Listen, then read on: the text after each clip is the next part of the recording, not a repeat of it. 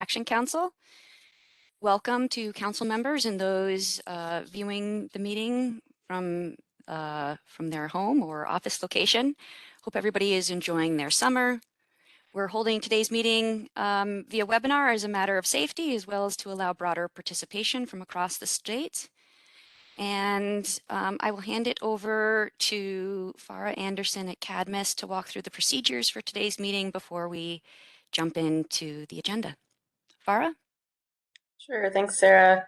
So as always, for another smooth and productive meeting, if we go to that first slide, just wanted to have a couple of brief reminders that everyone's very familiar with now. Just reminder to remain on mute when you're not speaking.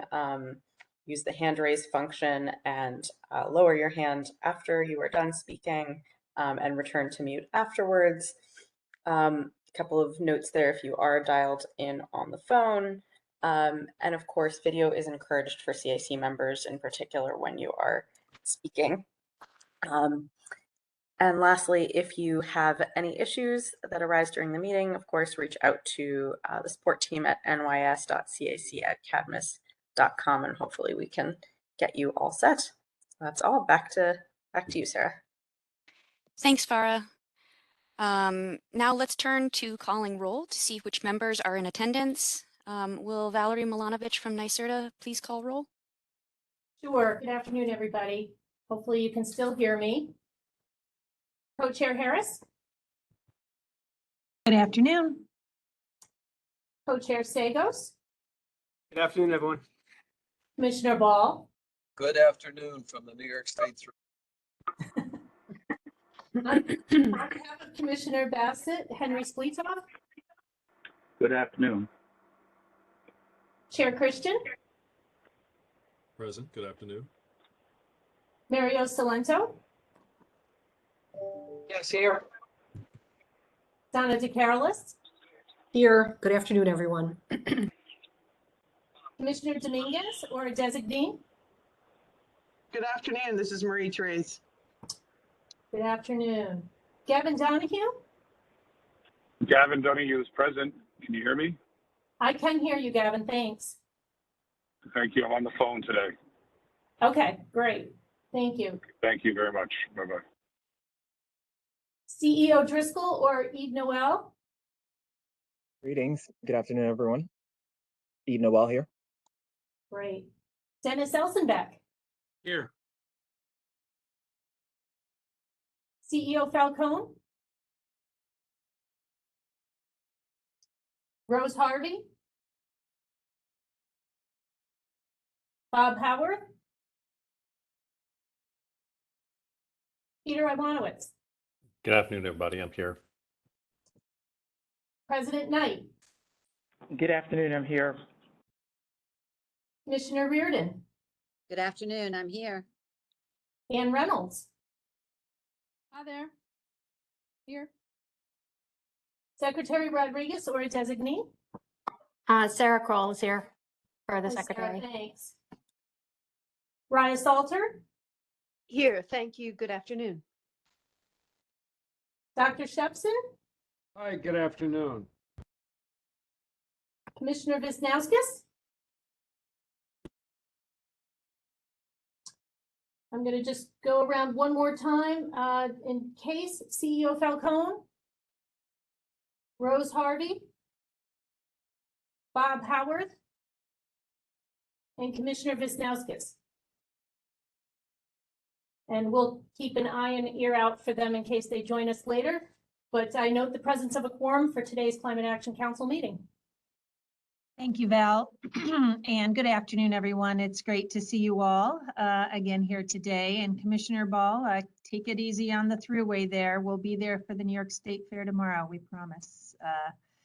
But in the meantime, as you see our agenda for the day, our first few agenda items are our standard ones. We will consider the minutes from our last council meeting, and my co-chair and I will share some remarks and reflections of what has been a very busy period of time, particularly on the federal front, before jumping into the business we have before us today.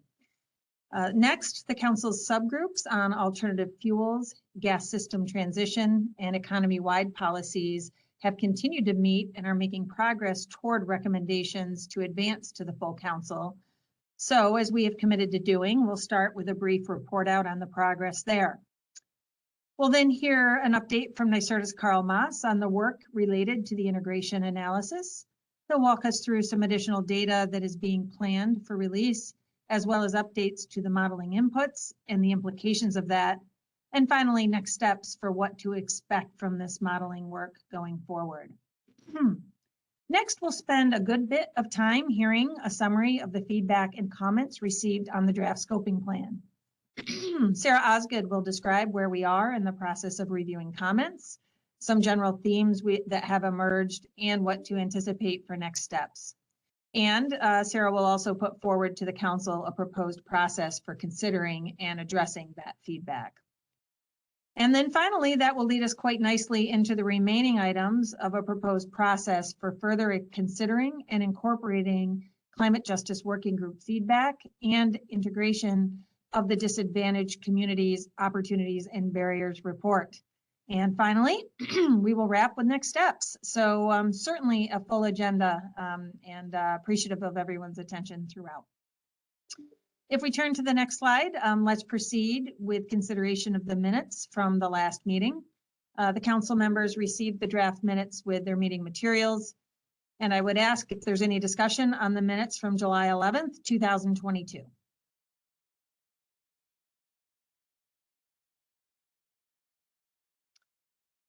All right, hearing none, we can move to approve the minutes. So I'll ask for a motion to approve the minutes, please. Motion. Thank you. And a second? Second. Great. Does anyone disapprove of the minutes? If so, please do speak up.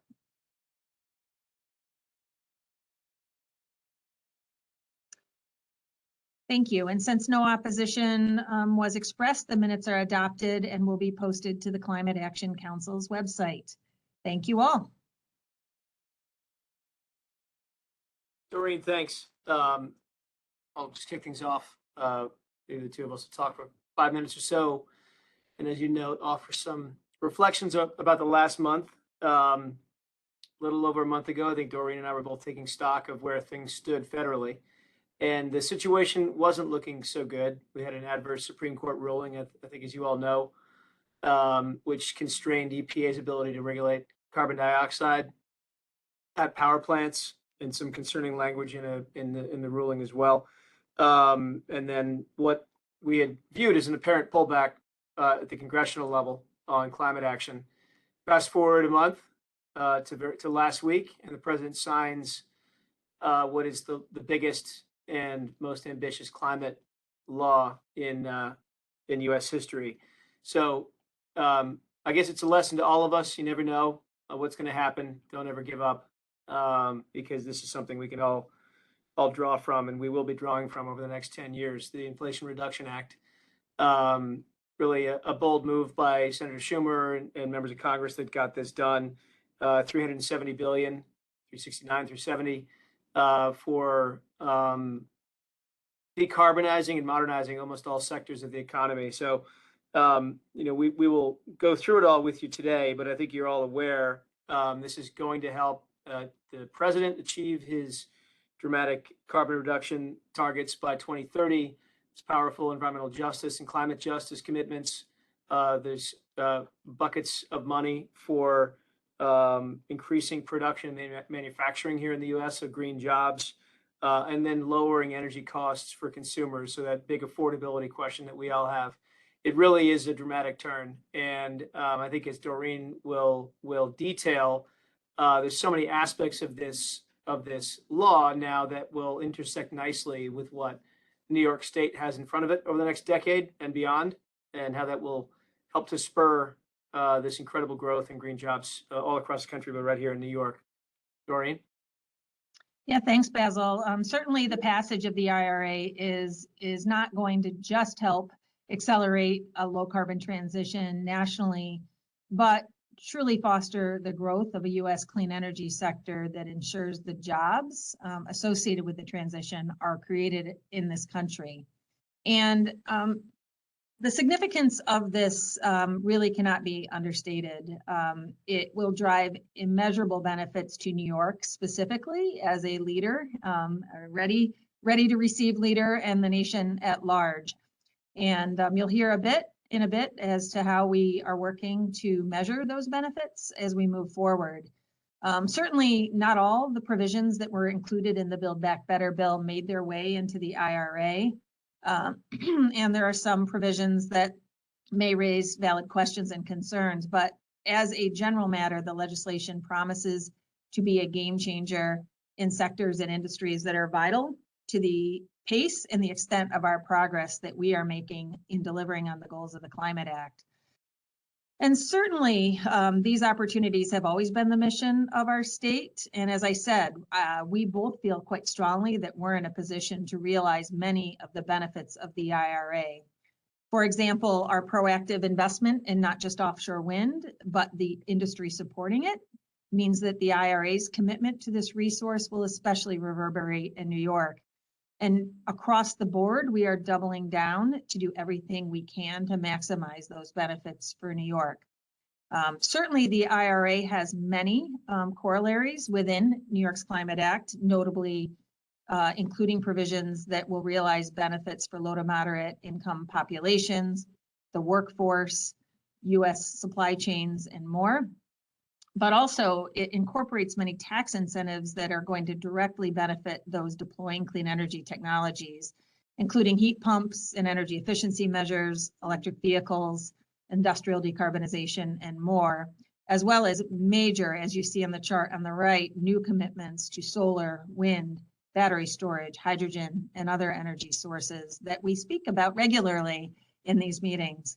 So certainly when we add this together with the prior actions in the federal government, like the CHIPS and the IIJA, we're seeing the framework that is going to really catalyze these new industries. And as we've said, position New York to benefit in a major way from this kind of development.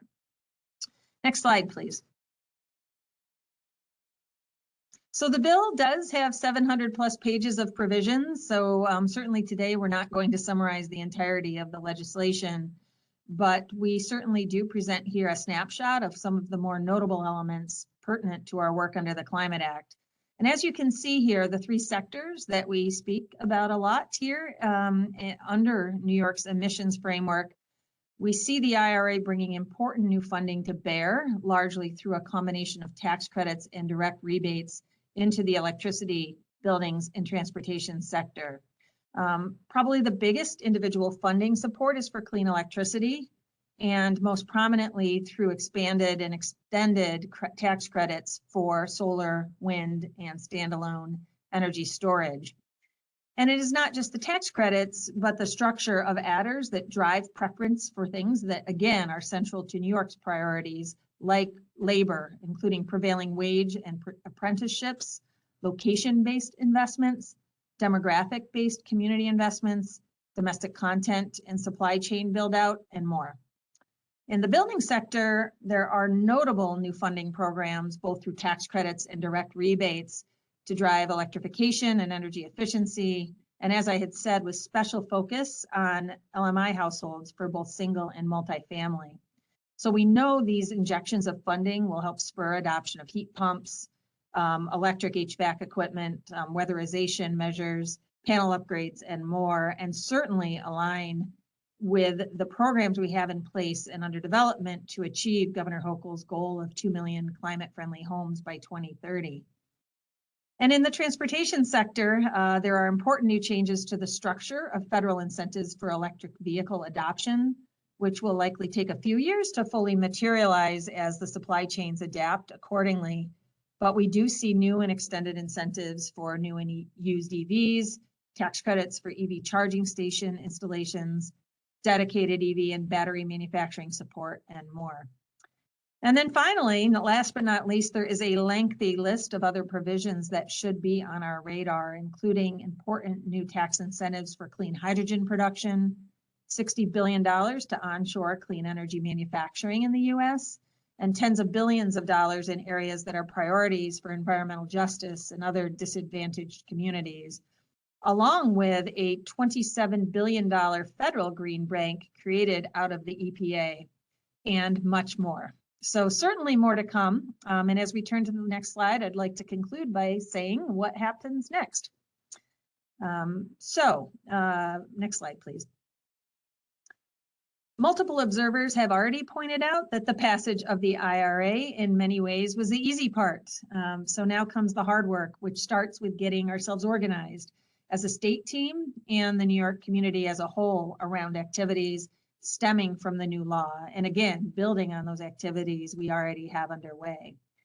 So from a modeling perspective, we're working hard to get our hands around what the IRA means for New York and the scoping plan. We know that it means that federal spending will defray some of the cost to New Yorkers and New York over time, but the full extent of the impact will take time to understand. So certainly you'll hear a bit from Carl on this topic, and we will share more with the council as we learn it. But we are focusing on the integration analysis, how that may need to be updated, reflecting these changes, and with a deeper dive to come in some subsequent meetings.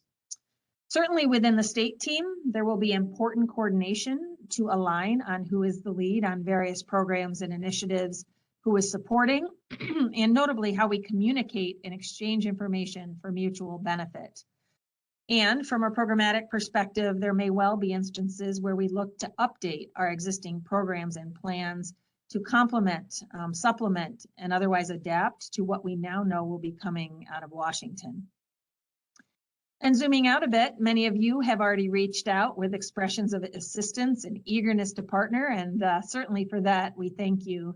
We will definitely need this council and the broader state team to be working on this issue, to be fully engaged in the implementation of this new law, and with a primary goal of helping to maximize the benefits that New York is able to realize. And finally, we are undertaking a robust inventory exercise, if you will, which is already underway to map out with precision both the timing of funding availability and the nature and type of the programming. Of course, answering these questions will help us determine which funding we plan for when, which pots of funding we plan to compete for, which market activity we assume to be commencing immediately versus waiting for federal agency guidance, and over what horizon we can reasonably expect various funding to flow. So if you can see, if your sleeves weren't already rolled up, now is the time to come together to maximize these critical benefits for all New Yorkers. With that, certainly we've been busy here in New York as well. If we turn to the next slide with some recent announcements that we wanted to share for your awareness, including the links. So first up, NYSERDA announced up to $30 million in funding is available to study, develop, or demonstrate new technologies to support transmission and distribution across the state. And certainly this is the third round of our Future Grid Challenge. As we have discussed, certainly the grid and transmission solutions are integral to the success of the level of electrification and renewable penetration that we see moving forward. So we're excited to see what proposers bring forth by November 2nd. Basil, DEC had a big announcement too. We did. Out of the Environmental Protection Fund, a $3.1 million announcement last week, community impact grants to 32 projects around the state. I went down to Binghamton to announce one which targeted food deserts. So excellent program that's done $12 million to these kinds of programs around the state for the last 15 years, and we've turned up the resources and the effort on this front over the last 2. So great to get that out. Great. Next up, Commissioner Dominguez could do this more justice than me, but certainly the Department of Transportation announced the New York State National Electric Vehicle Infrastructure, or NEVI, Formula Program Plan is now available online. And this is a program that was created to establish an interconnected network for reliable charging for electric vehicles as part of the IIJA passed last year. And in fact, we in New York are expected to receive $175 million in NEVI program funding over a 5-year period. So this plan outlines how we would utilize the funding prior to it being allocated. So this was a DOT-led effort supported by many agencies represented here today. In the building sector, Governor Hochul and New York City Mayor Adams announced a $70 million initial investment to decarbonize Nycha housing. So this was an exciting event, and it is an initial investment, which was announced as part of the Clean Heat for All Challenge, which is going to go toward the development and production of 30,000 new heat pump units for use in public housing facilities. So NYPA was a critical leader in this effort. The Board of Trustees awarded the funding through 2 7-year contracts to Medea America and Gradient to develop and design these cold climate package window heat pump units. And NYCHA, NYPA, and NYSERDA really worked through a competitive process to identify this product that can better serve these housing stocks, the multifamily buildings, both to heat and cool. So that was a great event and one that I'm excited to build on. And last from me, certainly it would not be a Climate Action Council meeting if we didn't talk about offshore wind. Our 3rd solicitation is now on the street as of the end of July, and through it, we're seeking to procure at least 2,000 megawatts of offshore wind and pair those investments with $500 million in offshore wind supply chain activity that was part of a governor's announcement in the 2022 State of the State. So we are in the midst of that highly competitive process with proposals due December 22nd of this year. Last up, Basil. Last up, it's been an extremely hot summer. We've been at work since January on the governor's vision for an extreme heat action plan. So that report is now out on the street for everyone's review. The purpose of it is to identify gaps in the state's existing approach, and we've identified some real opportunities in there. So my thanks to NYSERDA for the partnership on that, and the 20 other agencies that have been a part of this really important initiative. Very good. So a very busy period, both from the federal and the state perspective.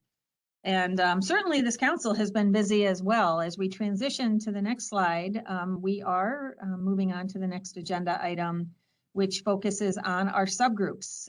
As you will recall, the 3 subgroups formed on alternative fuels, gas system transition, and economy-wide policies have been meeting for the last several months. And in a moment, I'll turn things over to the staff teams assisting with the groups to hear brief updates.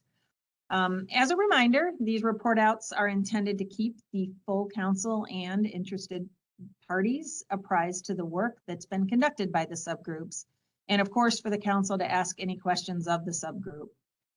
We know that if a subgroup is looking for particular guidance from the council, they would bring forth these requests here as well. And so I do understand that each subgroup is making progress toward their final deliverables to the council and are on schedule to conclude the subgroups within a couple more weeks, a couple more meetings, which may comprise more than a couple of weeks. But to hear more about the progress of each subgroup, I will turn it over to Jessica Waldorf from DPS to cover gas system transition, followed by Jared Snyder from DEC to update on alternative fuels in Maureen Letty's absence, and for Jared to also cover economy-wide policies. So I will start with Jessica Waldorf with my thanks. Thanks, Doreen. So this first slide here is an update to one that we presented at the last Climate Action Council meeting and really meant to recap our progress. You can see we're almost all the way through the scheduled meetings that we had proposed in our work plan, with about 2 to 3 more meetings left to wrap up the work of the group. The discussions to date have really focused on development of the framework that we had teed up previously, meant to guide the state's work in developing a statewide gas transition plan. What you'll see today in the next few slides is an update to what we had presented previously. Prior, we had presented basically 14 different high-level key considerations that we would include as part of this framework.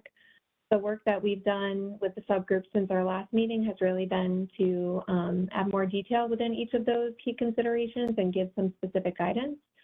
So we're pleased to report today a lot of significant progress that's been made towards what will be a final product presented for your consideration. And with that, I will go to the next slide. So word of caution before we go into detail on each of these slides, there's a lot of detail included within them, which is a good thing. It shows progress, but also I don't mean to go through every word that's on the slides here today. What you see on the left is the key considerations that we had presented last time, and slide by slide, they'll look very similar. On the right is the guidance, and so using the first one as an example, we wanted to focus on ensuring that this plan meets the greenhouse gas emissions reduction targets set forth in the CLTPA. And so there's a couple of focus guidance points meant to add some more detail there and also add some more guidance to the state team as it develops this future statewide gas transition plan. The next one, there were a few criteria that really focused on equity and affordability. This is the first of really 3 criteria that focus on that. This one here focuses on a need to reduce energy burdens and ensure energy affordability.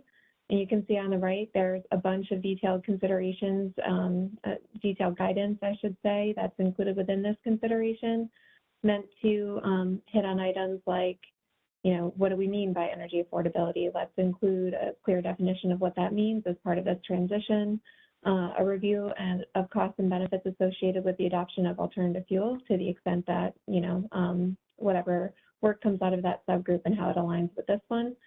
A review of the grid and transmission and delivery system build-out costs, as well as, really narrowing that down to what that means as a homeowner or a business level.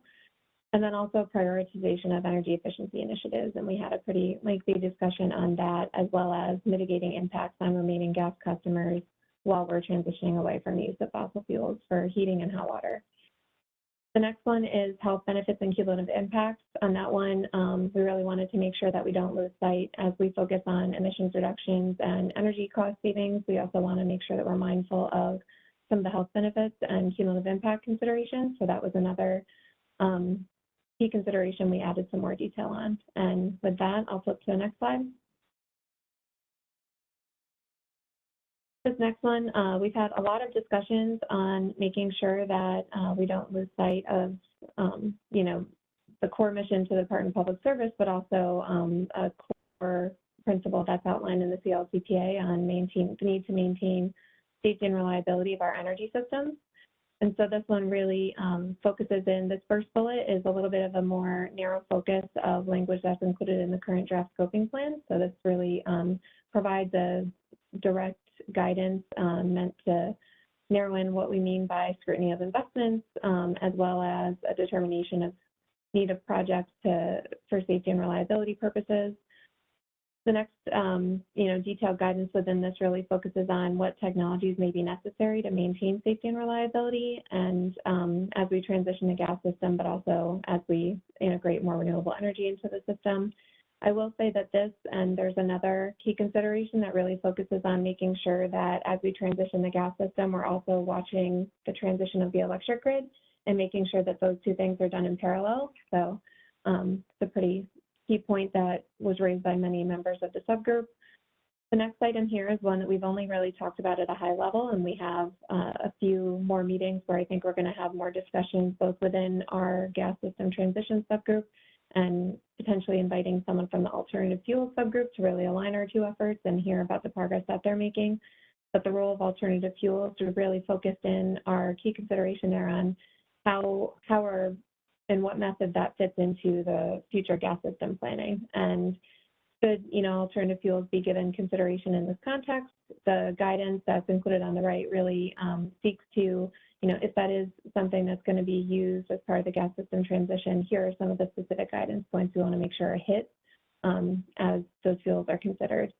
Again, a lot of this is still draft, and this one in particular is one that we have teed up for a more detailed discussion of our subgroup at our next meeting. So with that, I'll flip to the next slide. As I mentioned before, the prior one focused on safety and reliability. This next one, which is very similar, focuses on the close coordination that we'll need to do with electric system expansion, and that the two things really need to be considered in parallel. to make sure that as we are electrifying customers, and I think, you know, in some of your updates earlier, you hit on these points, but also there's a lot of work at the state level to really expand electrification of heating and hot water. And a real, you know, comment from our group is that while that's very important, we want to make sure that the grid is going to be ready to handle increased electrification. So when we move customers off of gas, the system will be ready to take them on. And so that's what this point really means to address, aligning those two processes in a way that makes sense as part of the transition. The next key consideration here is on equitable access to alternative heating options in disadvantaged communities. And that one really seeks to prioritize technical and financial assistance to households in those communities and ensure that as new technologies and funding opportunities become available, that programs are suitable for those same communities to participate and that they're prioritized as part of the transition. And with that, I'll flip to the next slide. And next couple ones hit on just transition for the gas industry workforce. And one of the key points that we made here is that there's a clear plan for what this transition means, including what the labor community as well as employers can expect as part of the transition and the opportunities associated with it. We also talked about making sure that the workforce is there to meet the demands of the future heating industry and a focus on some workforce development initiatives targeted at that, and including development of health and safety standards and protocols for both the decarbonization of the existing system and with respect to how we can adapt to being able to install, maintain, and operate new technologies.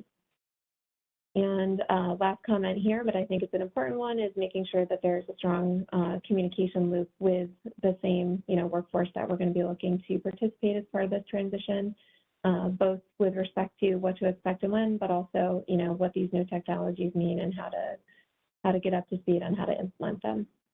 And with that, the next one here is to prioritize emissions and co-pollutant reductions in disadvantaged communities. That, you know, is a key tenet of the CLPPA, and so one that we wanted to reinforce here. And here you'll see a lot of specific guidance that's really meant to narrow down what we mean by that and how to utilize data to be able to assess, you know, what those impacts are having and how to prioritize investments moving forward. So that will go to the next slide. And this is the last one. It may look like these are small considerations and the guidance is less than the previous slides, but they're certainly no less meaningful. The first one here is, you know, consideration of the use of existing gas infrastructure. Here we really focused on, you know, the fact that, you know, we recognize that investments in traditional infrastructure will be necessary, but that we need to make sure that we're carefully reviewing those investments and, you know, that there's a process set up to do so. The next one here is to identify needed changes to laws and regulations for alignment with Climate Act. And here it's a really, you know, our guidance focus on narrowing down what we mean by that. And it's to review, you know, changes that may be needed to accomplish the decarbonization of the gas system and potential use of alternative fuels. The next one here is to identify additional analysis needed. Here, the focus was on cost and affordability and what that means on a practical level to a homeowner or business. And then analysis, one of the specific things, this is one that we also have some more detailed discussion of our subgroup teed up on. But, you know, if we're going to be using alternative fuels, what are the safety considerations, you know, emissions impacts and other analysis that needs to be undertaken there. The next one is a communication strategy and customer education plan. This was definitely a topic of discussion of our group, and really the focus here is to make sure that we have significant public comment and engagement as part of the development of the plan, but also a strategy to educate the workforce, you know, residents, businesses on the benefits of the transition, the opportunities associated with it, and as well as a review of the current policies to make sure that we always are striving for better public engagement. The last one here is a detailed timeline for the transition. I think this is one that we've also, you know, had some discussions on, and really the focus has been to make sure that there's a clear timeline for what this transition means and when, and that we're trying to give some certainty to the broader, you know, industry and community that will be impacted by it on, you know, again, what this means, timing, and how to make investment decisions and the like around the transition. So with that, I'll pause for any questions. That was a lot to take in a matter of what I think was only a few minutes. But happy to answer questions now and also take things back to the group. Yeah, thank you, Jessica. I do want to just ask specifically, Sarah, were we planning to go through all the subgroups and then pause for questions, or how did we want the meeting to flow in that respect? Why don't we go through all of them and then go to questions generally? Okay, yeah, so that'd be great. So hold your questions. We'll pause in just a bit. I also wanted to just note the presence of Commissioner Wisnauskas and CEO Falcone. Thank you for joining us. Did I miss any other members who have recently joined the meeting? I think I'm here, Rose Harvey. Hi, Rose. Sorry, I didn't see you on the panelist list. I guess I didn't scroll down far enough. Thank you for joining us, Rose. And with that, I'll now turn to Jared Snyder for the next subgroup report out. All right, thank you, Doreen. And as Doreen mentioned, I'm pinch hitting for my colleague, Maureen Letty. So hopefully if you do have any questions, they're not very tough because, you know, without Maureen here to help with the answers, that'd be a bit of a challenge. But the alternative fuels subgroup has met 6 times already. The 7th meeting is scheduled for tomorrow. In the meetings to date, the group established the work plan you see here, discussed alternative fuels in the integration analysis and the draft scoping plan, and developed a shared definition of the named fuels, which was shared at the last council meeting. Today, I'll be sharing the assessment criteria for how the group will evaluate the use of alternative fuels in the draft scoping plan. The group thinks of these as pretty much entirely done, but the criteria may be tweaked a bit as they are put to a test in evaluating the strategies in the plan. And the group is working towards reviewing the strategies in the draft scoping plan that utilize alternative fuels through the lens of the assessment criteria, and offering suggested revisions for council consideration to ensure that the strategies in the plan are consistent with the criteria. So let's go to the next slide, which starts to walk through some of those criteria. What you see is on the left, the criteria start with an initial yes or no type question, and then follow into more detailed assessment. So for example, does this use existing fossil fuel infrastructure? Yes or no? If so, how could this use affect safety, reliability, resilience, and affordability of the gas system? So the other criteria, go into, as the sector transitions to electrification, will the use of this alternative fuel reduce greenhouse gas emissions and fossil fuel use during equipment's remaining useful life, whether that's heating equipment, electricity generating equipment, motor vehicles. Then the next one is, does this use of alternative fuels address electric system transmission and distribution capacity constraints? So, for example, could using this fuel provide more electric system capacity? Could it mitigate peak load issues? Those are some of the questions or criteria that will be applied. And finally, on this slide, would this use reduce greenhouse gas emissions from the reference case? What's the time frame the fuel will be available? What's the scale of emission reductions? Can it build markets in the agriculture and forestry sectors that support emission reduction by increasing carbon sequestration, which help us meet the net zero requirements? So those are the criteria that the group will evaluate. Next slide, please. And these are the additional criteria. Would this use of alternative fuels reduce the intensity or volume of co-pollutants from the reference case? So instead of focusing just on greenhouse gas emissions, this criteria is focused on the co-pollutants and looking at, the co-pollutant reductions, or even in some cases increases resulting from the use of certain fuels. Could it reduce the use of fossil fuels, emissions of greenhouse gases, or the intensity of volume of co-pollutants in disadvantaged communities? So, given consistency with the statute's focus on climate justice and ensuring that impacts on disadvantaged communities are central to our deliberations, the group will be considering some of the criteria you see here in developing its recommendations. Does the use address a challenging to electrify or a strategic use? You know what? What we've seen through a lot of the recommendations in the scoping plan is to focus on electrification. There may be some uses, however, that may be more difficult to electrify than others. And so does this particular use of alternative fuels help address some of those areas? And finally, does this use address the need for dispatchable zero emissions generating capacity? Sort of the idea that as we move towards the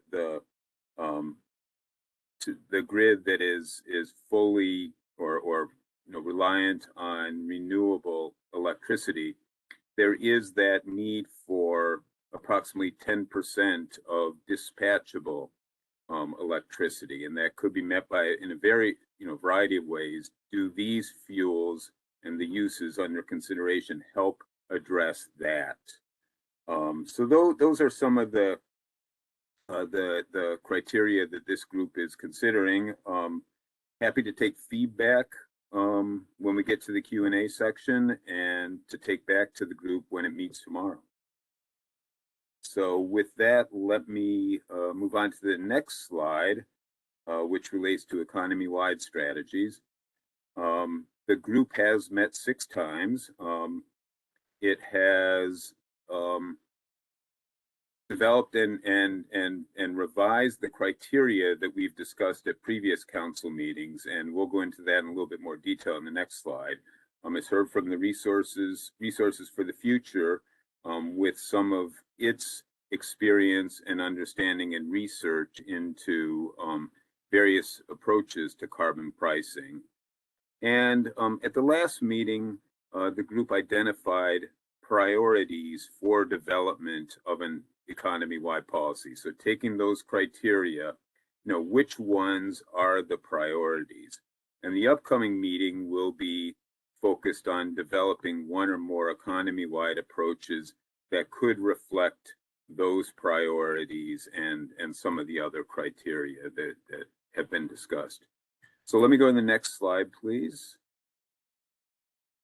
So what you see here are all the criteria that the work group has been considering, the subgroup has been considering. Most of these, as I mentioned, have been discussed at prior council meetings and essentially approved by the council, though a couple have been added by the subgroup itself. One is the importance of affordability. Previously was included only in the equity discussion, so affordability for disadvantaged communities. The group decided that it's also important to consider affordability for all New York households. So that was added under the economic criteria you see here. And another one that was added was maintaining administrative simplicity, that the policy developed should be as administratively simple as possible to achieve, in order to achieve the goals of the Climate Act. So let's go to the next slide. What you see here are the criteria that were prioritized by the subgroup. The certainty of emission reductions was one priority. Certainly there was great deal of support for prioritizing the equity considerations. So prioritizing the emission and pollutant reductions in disadvantaged communities and avoiding hotspots, and prioritizing affordability and avoiding regressive impacts on low and moderate income households in New York. So that was pretty universal support for that criteria as a priority. And then the other criteria identified were all fell in sort of that economic category. The importance of price certainty.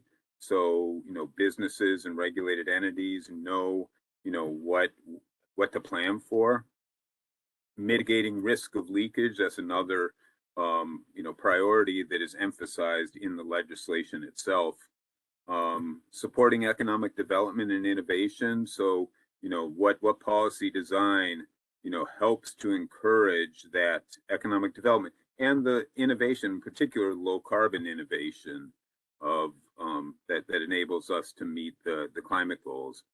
And then finally, maintaining affordability for consumers and businesses in New York. So as I mentioned, our next meeting will be looking at a couple of potential policy approaches that would achieve those priorities, and also also some of the other criteria that you see listed here. So that's really the end of my report on economy-wide subgroup, and I guess we can go to question and answer now. Sarah, would you lead that, or? Sure. I'm not seeing any hands up just now, but I'm still scrolling here. If council members do have a question, please raise your hand.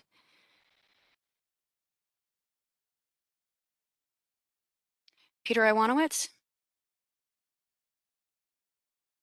Yeah, hi, Sarah. It's not a question as much as a comment. And Jared, thanks for doing the run through on alternative fuels as you were pinch hitting for Maureen. I appreciate it. There was one criteria that was missing, though. I don't know if the slide got truncated or it was just missing, but I think it's a key one that fellow council members should know about, as well as the public listening in, is that, the first screen is, for these fuels and the use of these fuels for alternative fuels, is it prohibited by the CLCPA? So we're going to be taking a hard look at the equity provisions of the law, like we are in economy-wide solutions or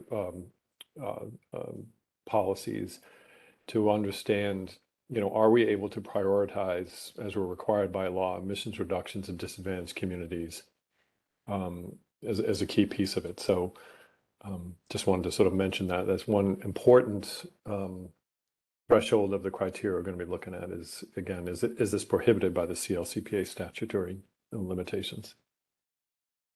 Peter, thank you for that clarification, and I apologize for the oversight in that regard.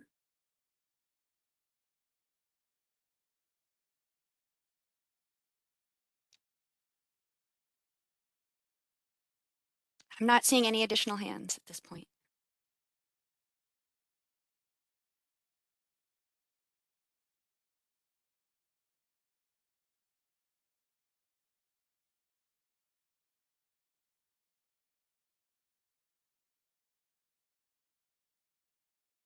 All right, seeing no hands, I think we're ready to move on to the next agenda item. Okay, integration analysis updates. Carl, are you aboard? I am. You take it away for us? Great, yeah, thank you for the transition. So it's a pleasure to be with you all again. As was mentioned earlier, I'll be touching upon three topics today. The integration analysis team has continued our modeling work in 2022, principally focused on supporting our final scoping plan. And so that includes both publication of data, updating of assumptions, and then thinking about some next steps.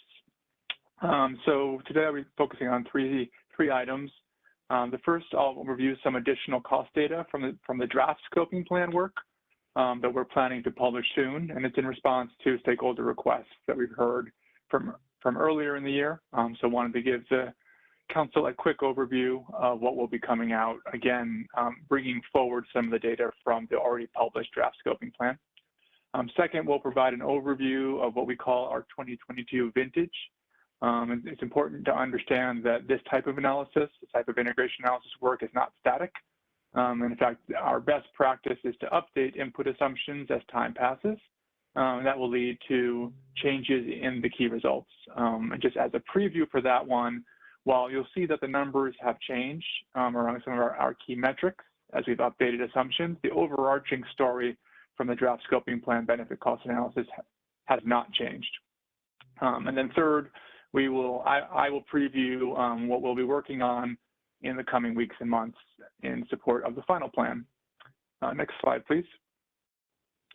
So earlier this year, we received a request for additional cost output data, which we understand is top of mind for many of our stakeholders. And in particular, we know parties are interested in understanding annual sectoral costs. That's what I've called snapshots in time in the past.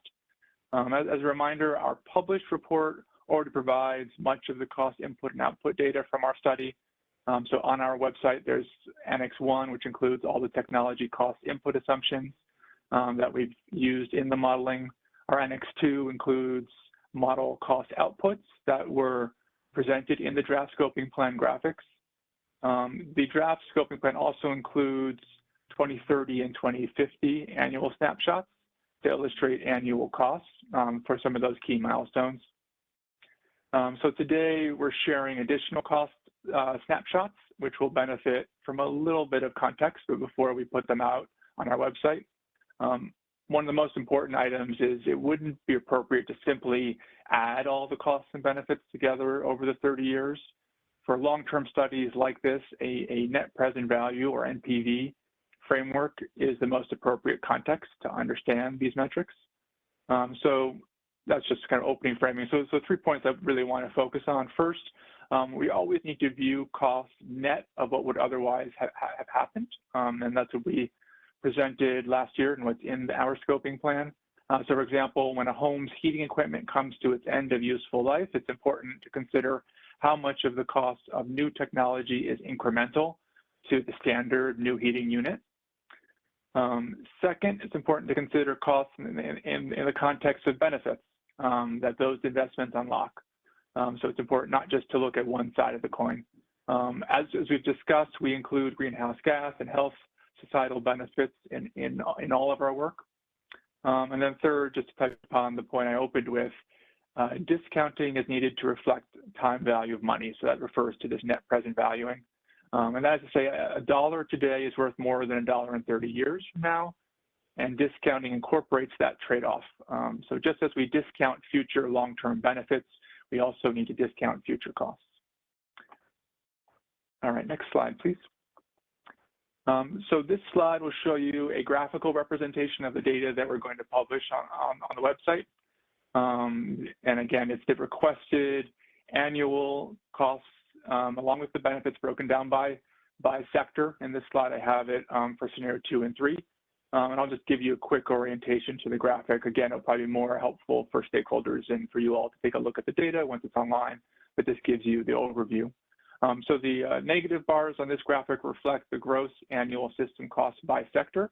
In other words, how much, what's the total amount that we will be spending in each sector, for example, on all transportation investments, including cars and all of the supporting equipment in each given year. It's important to consider those costs relative to what would otherwise would have been spent. So that's what we label the avoided reference investments, which represent by the dash gray bars. So in the reference case, we pay for vehicles, we pay for boilers, we pay for fossil fuels, and in the pathways, some of that spending is shifted to cleaner alternatives. And so it's always important to compare those two. And then as I mentioned in the last slide, the benefits of health and avoided GHGs are also included, and those are represented in dash green and yellow bars. We can't lose those societal benefits when we think about the overall societal costs and benefits. And these are clearly an important portion of the value stream that's unlocked as we shift these investments. And then finally, the black diamonds reflect each year's net benefit or net cost. In this case, one key takeaway is that when we look at these annual snapshots and this additional data, in each year of the study, the benefits outweigh the costs. So again, we'll be publishing this information. This is the same information that was used to formulate our draft scoping plan, and now we're just bringing forward more of these snapshot data points going beyond 2030 and 2050. Next slide, please.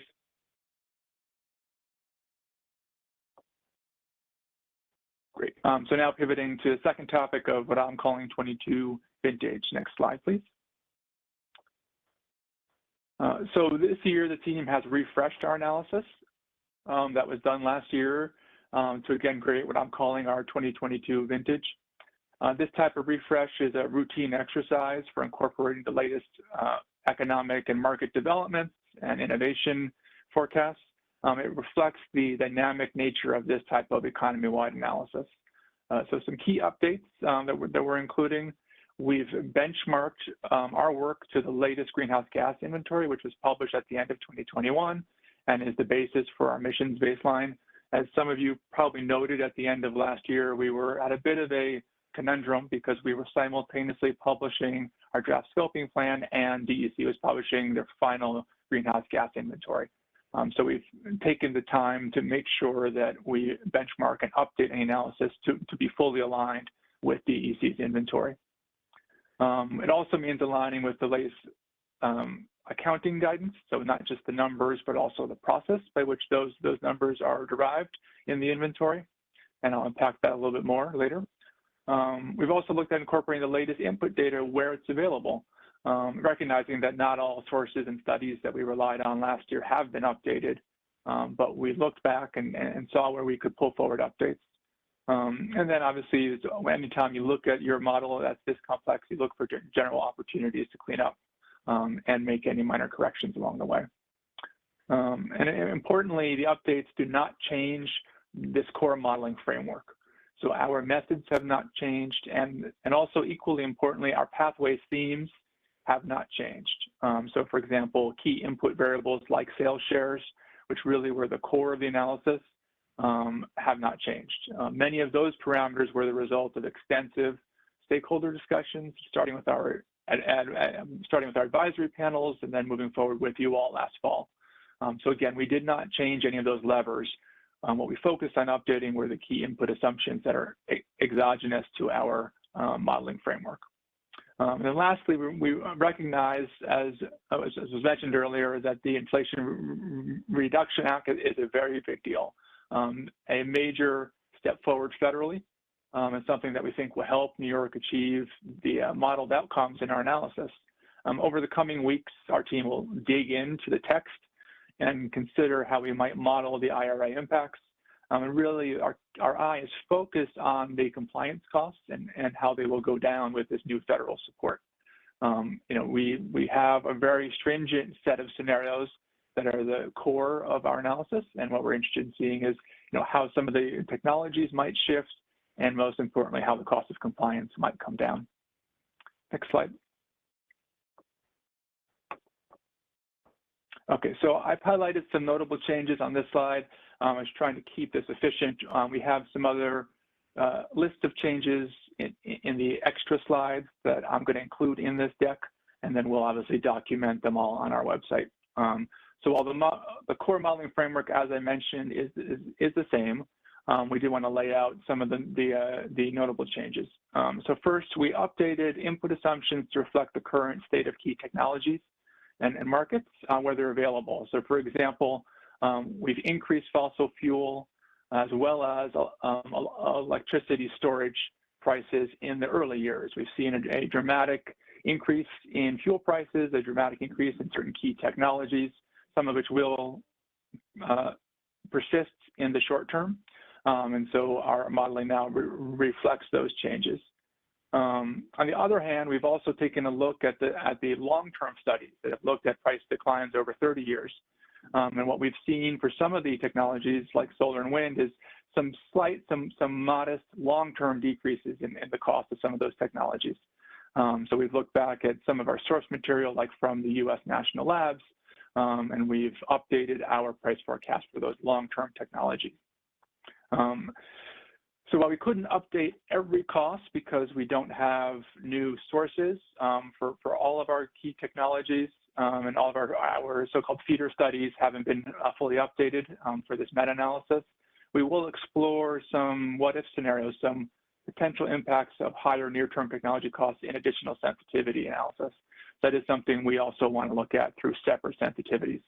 So we've updated our core analysis where we can find the data and where it can be substantiated, and then we'll do some what-ifs around sensitivities. In combination, these changes that I've mentioned and that we've incorporated have improved the relative costs of the decarbonization pathways as compared to the reference case, where fossil fuels are dominant in the reference case and renewable generation is less prevalent. And I'll have some of those numbers soon. Another significant change driver was an update to the accounting framework, again, to true up with what DEC published at the end of the year. And that's to reflect some of the guidance around treatment of biogenic CO2 accounting.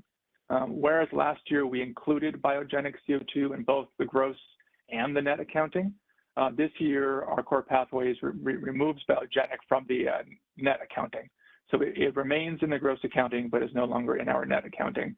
So this change is really more of a long-term implication on our modeling.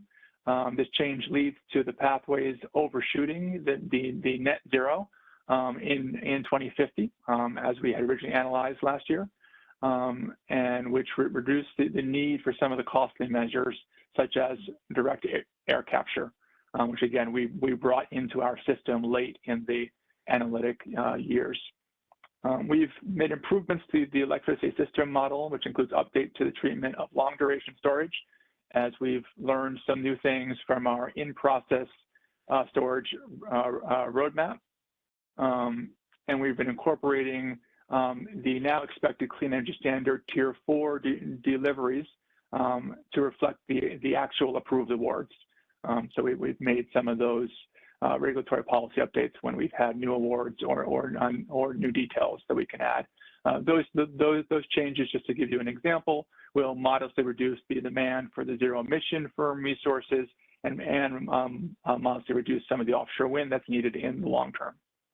We also refined our modeling of fugitive emissions to incorporate the latest work from DEC's inventory and other ongoing research that we've found. This includes aligning on the latest emissions rates and reassessing any mitigation measures that might be brought on to deal with those fugitive emissions. Lastly, we refined the allocation of industrial wood. We received some feedback from industry around that topic. We've moved some of the combustion source from population centers where we had originally assumed they were located to areas where we think those industrial sources would be more likely to be located. This has reduced by a small amount our health benefits as we've shifted some of those avoided industry emissions to less populated areas. Many of the changes we made are aligned with feedback that we've received from stakeholders over the course of the year. We'll continue to evaluate public comments, and that's part of, I think, some of the summary that will come later, and see where any additional areas of exploration that we could pursue through new sensitivities. And again, we'll be looking at the IRA as a supplemental analysis to give us an order of magnitude range for what we think will be potentially some of the impacts on the technology mix, as well as the cost to New Yorkers. Next slide, please. And so this is a bottom line here on the impacts on the BCA. So just to orient you to the slide, we have 3 pairs of stack bars. What you'll see is that the first pair is scenario 2, the second is scenario 3, and the third is scenario 4. And then each pair is the original work that we did for the published draft. And then the second set of bars in each pair is the update based on all the summary that I just gave you. And so here we show that, just to give you the color orientation, that there are 3 main components to each bar. There's the net system cost. So again, that's the investments in the policy pathways compared to the reference, and that's in blue. There's the net greenhouse gas benefit in yellow and the health benefits in red. And as we saw last year, just some of the key takeaways, that the cost of inaction greatly exceeds the cost of action. So that narrative has not changed. We can now save by more than $100 billion. The system costs across all scenarios are still in the same range, as are the range of net benefits. In fact, that range has increased, and it's slightly narrower now than it was when we published before. It's now between 115 and 135 billion. So we have a slight increase in our net benefits, and generally our same narrative even after looking through so many updates. As a result, it remains important, given the fact that all the scenarios are in the same range, that we compare scenarios on factors other than the relative net cost and benefits, factors such as technology readiness and consumer acceptance. I know that our subgroups are digging into those topics right now. And at the end of the day, we're not looking to pick one scenario, but instead we need to develop insights from the analysis to inform our final scoping plan recommendations. Next slide. So just to round out, and next one again, I would like to walk us through just some of our next steps. So I mentioned a couple of times we'll be digging into the Inflation Reduction Act, and we'll be turning our attention to some new sensitivities. As I mentioned before, we really think there's two predominant outcomes from the IRA. One is a cost reduction for New Yorkers from the new federal incentives, and second would be the composition of the electric system build out, as the tax credits may lead to a slightly different composition of our electric system. We'll still be hitting 70 by 30 and 100% clean grid by 2040, so we don't expect those obviously to change, but the composition of the grid may change based on these tax credits. We'll explore a range of outcomes, and what we recognize is that it's a very complex law, and there's substantial uncertainty around how key provisions will be implemented. So we'll be looking to develop a range of our findings, and I anticipate that while we'll be able to, in the coming months, be able to summarize what we think will be the outcomes, we'll be needing to update that over time. In addition to the IRA, as I think I already summarized early this year, we'll be exploring a couple of items. We have a slightly higher importance now on a higher fuel price sensitivity, given some of the much higher prices that we've seen in the market today. We think there will be some longevity to those, at least in the next few years. And we want to explore what if those prices are more persistent than some of the outlooks that we're seeing due to structural changes such as exporting of LNG and some of the other ways that the energy system might structurally change. We're looking at assessment of key building assumptions like efficiency adoption, and looking at their effect on the electric system peak, which will help us in part understand the cost uncertainty and impact uncertainty around the building footprint on the grid, and allow us to think about different technology trade-offs. We'll be exploring a wider range of electric system distribution costs. Another key variable that we highlighted is not as well characterized as we would like, so we need to do some more uncertainty bounds around that. And we will continue to review public comments, as I mentioned, and see if there are any other sensitivities that we would have time to pursue. As mentioned, we'll have more results in the coming meetings. We hope to come back at the end of September with some of our initial findings. And again, we'll be taking all those results after reviewing with you and publishing as part of our final scoping plan. So that's it on the next steps. I think we can do, if we have time, Sarah, questions? Yes, we've got time for a few questions, and we've got a couple council members with their hands up. So the first one I saw was Ann Reynolds. Great. Thanks, Sarah, and thanks, Carl, for all that information. Sounds like your analysis team has been super busy. I just had a clarifying question. So right now in the integration analysis, if there's a cost that's covered by federal resources like PTC or something else, now it's not included in system costs? That's right. So what we publish is the underlying societal cost, and we haven't explored who pays. And so what we will examining through the IRA is looking at what portion of that the new law might cause the federal government to cover. Okay, so then the answer to my question is no. So right now the system cost does include costs, even if it was the federal government that was going to bear them prior to the IRA. Correct. Okay. Correct. It covers all costs. Yeah. Great. Next up, we've got Dennis Elsenbeck. Carl, we miss you. Hey, Dennis.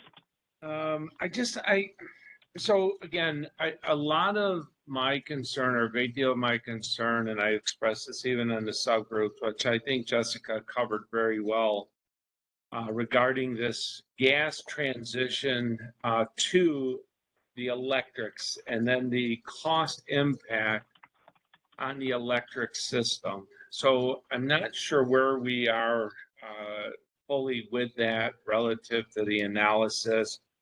You know, we just had an announcement that I really believe the PSC should make as part of the recent announcements that we do on these Climate Action Council sessions, not just investment in renewable energy, but then the investments in the infrastructure.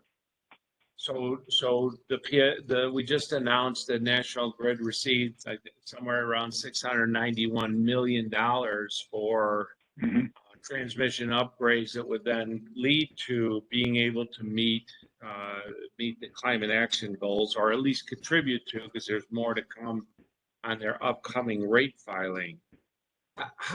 How is that being integrated, maybe, Carl, from a real-time point of view? Because this is the phase one aspect of that very long-winded climate, the Renewable Energy Growth and Community Benefit Act. But how are you integrating these type of real-time information exchange, which, by the way, wasn't open for public hearings, and it concerns me a little bit. So I don't know how you get the information unless you're actively involved in these cases. So just what's your thoughts on that? How's it integrated? Yeah, no, yeah, great questions. And I think, you know, in some ways, having our subgroups, which by definition have really needed to focus on specific aspects of the constellation of the changes, right, in order to be able to focus and talk through them. You know, the goal with integration analysis is to weave it all back together. So that is absolutely the goal, where we look at, for example, as you say, the interaction of switching people off of gas or oil and onto the electric system, and then what's the commensurate need for growing our electric infrastructure.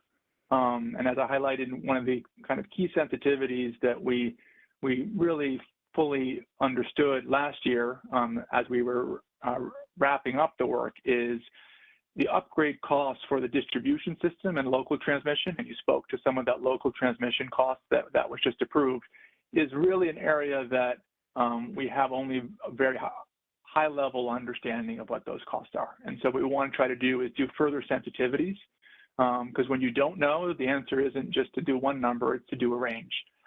So we can try to capture that uncertainty, because we do believe that the electric system infrastructure growth is going to be one of the pivotal aspects of the next 30 years. And so that's absolutely something that we capture in the integration analysis, for example, as we look at shifting heating into that system. And so we do follow closely what the commission is conducting. You know, that phase one, or that phase 2A, so the first part of the phase 2 work, did come from the power grid study that we supported the Department of Public Service on. And that's been an active process over a number of many months. So we are engaged in those proceedings, and we do look to leverage, for example, cost assumptions and information that we're learning in order to feed into the integration analysis. But you've certainly, I think you've made it clear, and it's been a really good point, that we have to be careful and think about how this infrastructure will grow and what some of those trade-offs are. Yeah, Carl, and I want to emphasize that because of our focus on disadvantaged communities, so we can't think of infrastructure just from the point of view of decarbonization, but creating the headroom for economic activity. If we're truly thinking that this act is going to bring jobs and real revitalization efforts to our disadvantaged communities, we've got to understand that the distribution system is not prepared for this. So instead of preparing just for renewable energy, you know, I think part of this has to be designed for economic activity if we're going to achieve those stated jobs.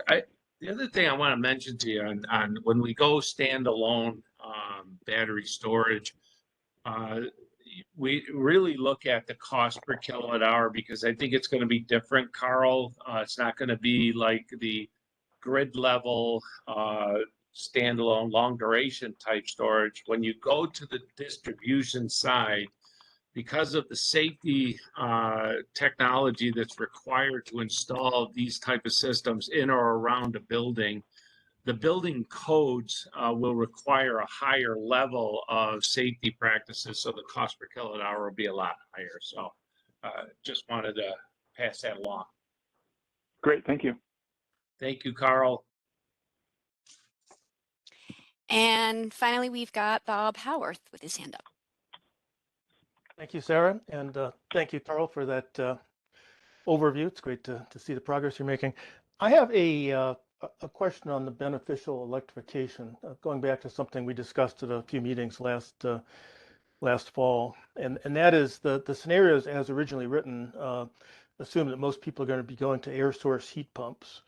And I had suggested that there might be some advantages, despite the higher initial cost, to go with ground source heat pumps or neighborhood scale geothermal heating systems, things of that sort, because we wouldn't need as much renewable electricity in the winter time, and because it would presumably reduce the need for electrical storage during those peak cold January days. And I know you did a quick assessment of that, last November or so, and decided that maybe the air source heat pump still came out ahead in terms of the over economics. But at the time, you indicated that we really need to look more deeply into that. So I'm wondering if you've been able to look more deeply into it, or if it's something that we could push to further consider as we move ahead this fall. Yeah, so I think there's a two-part answer. That's definitely part of the core sensitivities, and I think one of the maybe indirect, so maybe make it more clear. I think one of the aspects of why we saw that air source heat pumps on net were potentially offering lower societal benefits is that we may have been underestimating what the distribution costs were going to be in order to upgrade. So there's an interaction between what are we assuming for the range of distribution cost upgrades and transmission upgrades, and then how that trades off for, as you very eloquently note, a lower footprint from a geothermal system on the grid. And so we see that there's an interaction between those two that we have to explore. So we are planning to do that this fall. And so to be able to more properly map out the uncertainty range in the cost of grid infrastructure, which then shows the uncertainty of what we can avoid by going to more efficient electric heating systems. We've also been feverishly looking into some of these community-based or thermal energy networks. There's a lot of excitement around those, including some of the pilot programs that we know will be running in the coming years. What we found is there's not a particularly great data set that we can draw upon that really can characterize the opportunity, kind of technical potential, some of the true costs of the systems. And I'm reluctant to put out screening level analysis around networks that will disadvantage the perspectives, right? That will give kind of too quick of a view and that will cause us to disregard them too soon. So it may end up being that we have to have that as a future research need, which we're going to engage with, as soon as we have the resources and time, pivoting from the scoping plan to really think about how we can characterize thermal networks and what the potential and costs are for them. So we're trying to be careful here to not underestimate what can be the benefits by trying to move too quickly. So sounds great. Thanks for that summary. And I'm not seeing any additional hands at this point. Okay. Well, thank you very much, all. It's been a pleasure. And I'll see you again next month. I think we can probably skip over some of mine. You might want to go straight to slide 38.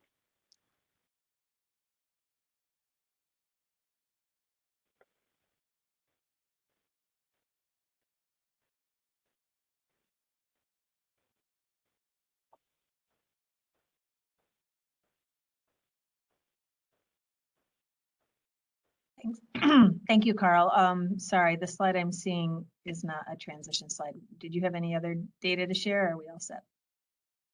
We're all set. You can skip ahead to the next section. All right. I believe might be slide 38. Very good. And Bob, I'm glad you not only asked the question, but great to see you here at the meeting. So thanks for joining as well. So as described, next up, we're going to hear from our Executive Director, Sarah Osgood.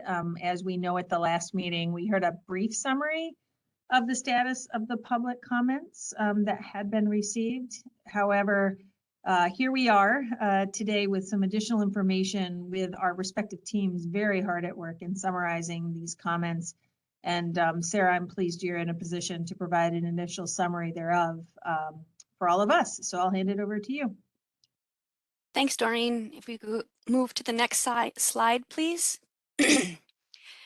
So as Doreen said, it has been a busy few weeks since our last council meeting, and staff has been working very diligently to review, summarize, and synthesize the feedback that has been received during the 6-month comment period on the draft scoping plan. Before jumping in, I really just do want to publicly thank the staff team that's involved in helping to do this review. I just wanted to express my sincere gratitude for all the staff that are involved. It's a lot of work, but we're happy to do it and happy to bring it forward to you. So last month I reported that we had approximately 35,000 comments.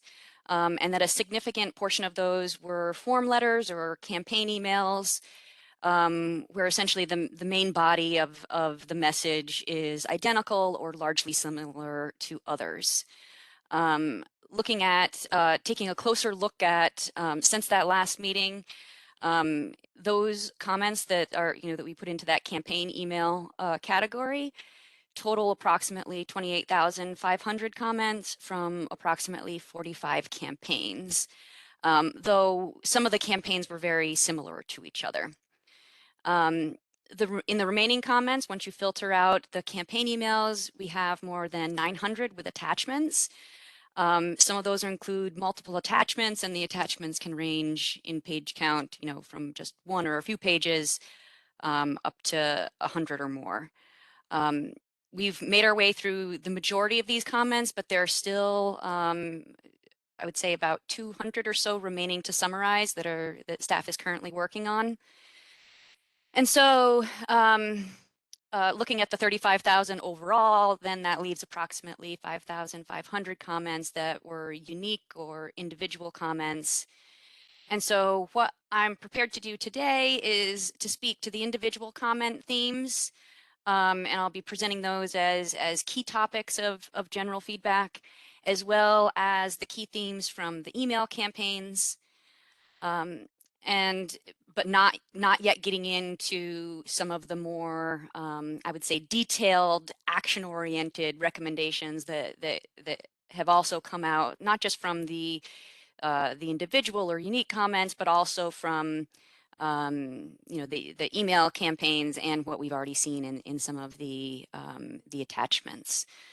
I do just want to caution a little bit. I know that there was a lot of interest from a variety of groups on kind of the various topics here.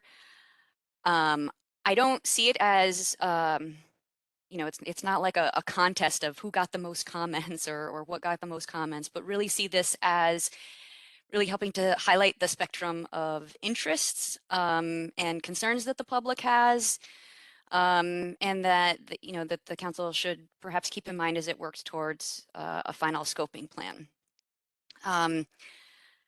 Couple more caveats, just because this was a lot of work, sorry. We've worked to organize this in the best way we can to try to move through what really is a large volume of material. And we've tried to make it fairly easy to digest, but as you can imagine, there are multiple different ways that you can slice and dice the information. The comments aren't always black and white, so how you categorize them, there's a little bit of a judgment call in some of this. So as I move through these comments, you'll see that there's a little bit of commonality across them. And you'll see some themes continue to emerge, not all that different than what we heard at the public hearings as well. But I would say as I move through, it's about 20 slides summarizing these two main components of feedback, that we look at it as not like needing an immediate reaction or a response, but you know, just to consider it as you continue to work through towards the final scoping plan. But please do stop me as I'm going through if anything is confusing or requires clarification, because I'm happy to speak in more detail to that. The slides are quite detailed. It's intended to provide as comprehensive a picture of the feedback as possible. For the email campaigns, when I cover those, I'm going to be covering those by theme rather than going through each of the 45 campaigns. However, we do have that additional more detailed summary by individual campaign in the appendix. So that will be available when we post these slides as well. So with that, I'd like to move to the next slide, and we'll start jumping in on some of the feedback here. And I should say that this feedback is also organized generally in terms of the volume of feedback that we received. So, so kind of the initial themes that you'll see, we got a little bit more feedback on. Some of them that are more towards the end, we received a little bit less on. So starting with feedback on costs, the feedback was varied. Some believed that the benefits outweigh the costs, and so that we should move forward, yet many expressed concerns. Some of the concerns that were expressly mentioned were the cost of the renewable energy transition and the potential disproportionate impacts to low to moderate income individuals, disadvantaged communities, and others that might be on a fixed income. There was also concern about potential increasing electricity costs, where they emphasized, you know, belief that as the demand for electricity increases, that so too will the cost of electricity. They also expressed concern related to competition, suggesting that if electricity is the sole option of homes and businesses, as aside from other alternative fuels that could be used, that it creates a monopoly situation and could further cause increases in prices. And then finally, concerned that the plan could increase taxes, and that you know, could potentially cause folks that are currently living and working within the state to move outside of the state. Next slide, please. And if I could just ask one of my colleagues to just give me a heads up if there are any hands raised as I'm going through these, if there are any questions, that would be helpful. The next general theme of feedback was on the topic of capacity, reliability, and security of the electric grid. Comments around this were largely expressing concerns with the grid's ability to handle the increased load that would be caused by electrification of heating and transportation. Many commenters highlighted their own experiences with power outages, and pointed to Texas and California as examples of outages that would, you know, illustrate what they're concerned about if New York moves to increase the amount of renewables. They also expressed the concern around the intermittency of renewables, and when talking about the security of the grid, they were suggesting that full electrification would leave the grid more vulnerable to cyber attacks. The commenters generally prioritize energy independence, and suggested that if we weren't able to meet the demand with the electric demand without fossil fuels, that it may end up requiring purchases of energy from other states and countries potentially. Next slide, please. Another topic of feedback we heard was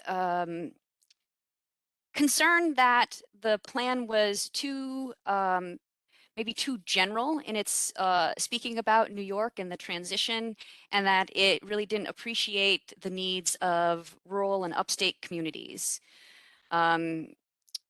They expressed concerns that electrification isn't technologically viable in all regions of the state, specifically noting public transportation not being readily available, concern over medium and heavy duty vehicles, such as farming equipment, not having viable technology options that are electric.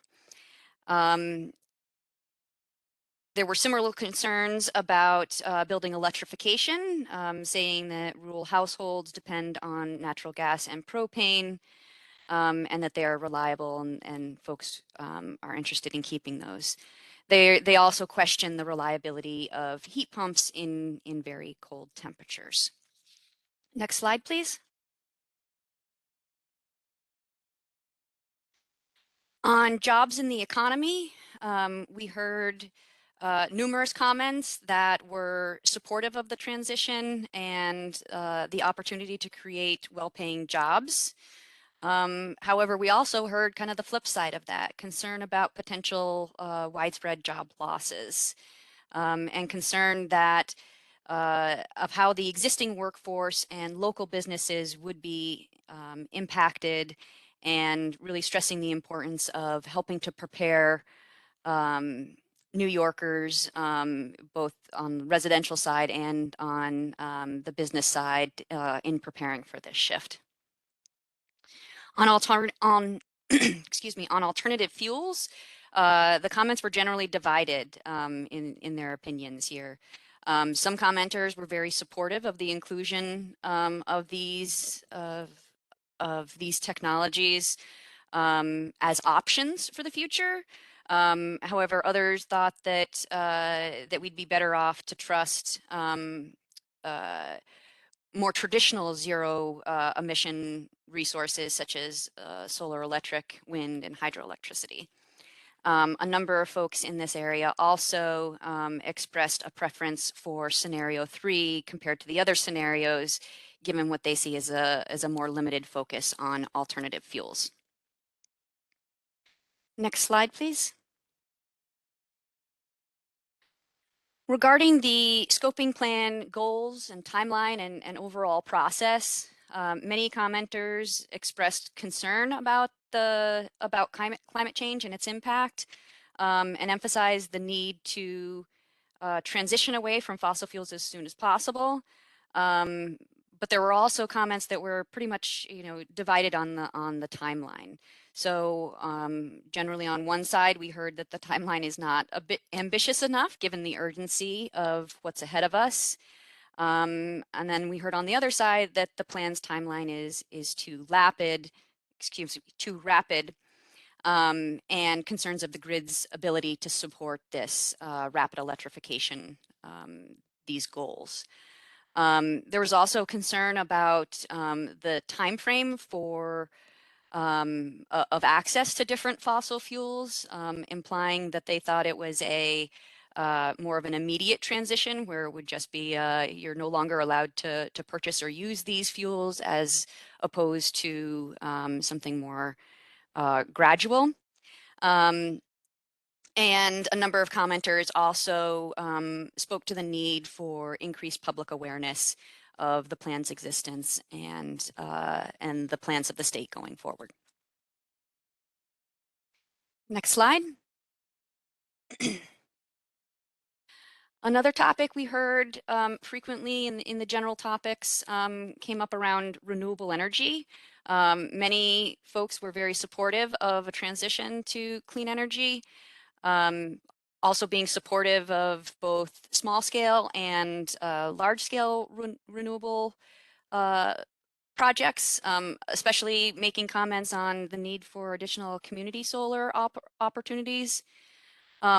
Others, however, felt the plan did not do enough to address the potential environmental impacts of developing and disposing of renewable technologies. They expressed concerns about the source of the materials and whether it's sustainable, what the potential impact is on those areas or countries where those component pieces or those materials are mined. And they requested additional clarity on the end-of-life recycling processes for these technologies.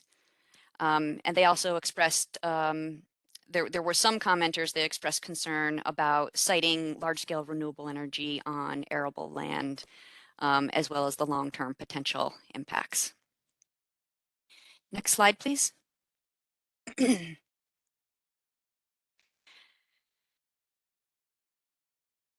We can go to slide 49, please. On climate justice and equity, many commenters expressed appreciation and support for the plan's focus on equity and inclusion and consideration of disadvantaged communities. They also highlighted the existing and historic disproportionate impacts that the existing system has. They also suggested the need to do more to address emissions reductions in these communities. So although they were supportive that we had a focus on that, they say we still need to do more. And finally, on climate justice, there was some commenters expressed concern over that term, feeling that it did not it wasn't inclusive enough, particularly around rural communities. On the subject of wood burning, there were a number of comments on what we'll call a perceived ban on wood burning. Commenters were fairly divided on this, with some seemingly acting on their perceived belief that the plan would ban wood burning, which it does not do. Some commenters, though, were suggested that they would be supportive of a ban like this, citing public health concerns and exposure to co-pollutants. However, there were also a large number of commenters that were very much opposed to a ban on wood burning, expressing concerns about cost and reliability. Next slide, please.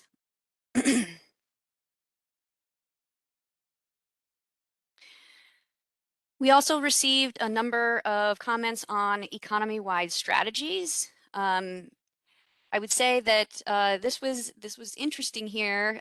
We heard there were a number of commenters that were supportive of establishing some sort of carbon pricing system across all sectors. But I would say largely there were not a lot of details on the specific mechanism to do so. And so it was more about that we need to do something, as opposed to suggesting that they had preference for one mechanism over another. There was also a considerable amount of sector-specific feedback. So in the areas of transportation, commenters expressed their appreciation for the proposed investment in public transportation and smart growth. On buildings, there was generally a support for moving away from hydrofluorocarbons. With waste, commenters were generally supportive of strategies to reduce waste, to divert waste from landfills, and to use more sustainable materials in packaging. And there were also additional specific calls for reducing waste from demolition and construction projects through reuse. Next slide. Not all the feedback, though, was positive or actionable. For instance, we also heard from a number of commenters that do not believe that climate change is human related and that we don't have control over it, and suggesting that funds could rather be redirected towards more pressing state issues. Some commenters also suggested that New York's efforts would be insignificant if we don't have other states and nations taking action in a similar manner. There was a good amount of opposition generally to what we call government control, suggesting that the plan was an example of government overreach, and largely expressing concerns towards mandates around specific technologies and exercising their ability to choose in funding in fuel sources. So that summarizes the general feedback. If we now go to the next slide, I'll go through the summary of the email campaigns. And so just to stress here again that the topics really aren't always black and white, and we could group them in a lot of different ways. But this was, so this is one. It's certainly not the only way to do this. So as I said, there were 45 email campaigns. There were 8 or so that we would categorize, that we have categorized as pertaining to the gas system transition. Largely, those are expressing concern with what they call the effective elimination of natural gas and other fuels in New York, citing largely concerns around cost impacts, elimination of consumer choice, concerns around the electric grid readiness, reliability, and ability to recover from extreme weather events, and concern that these impacts could be disproportionately felt by the elderly and low-income New Yorkers.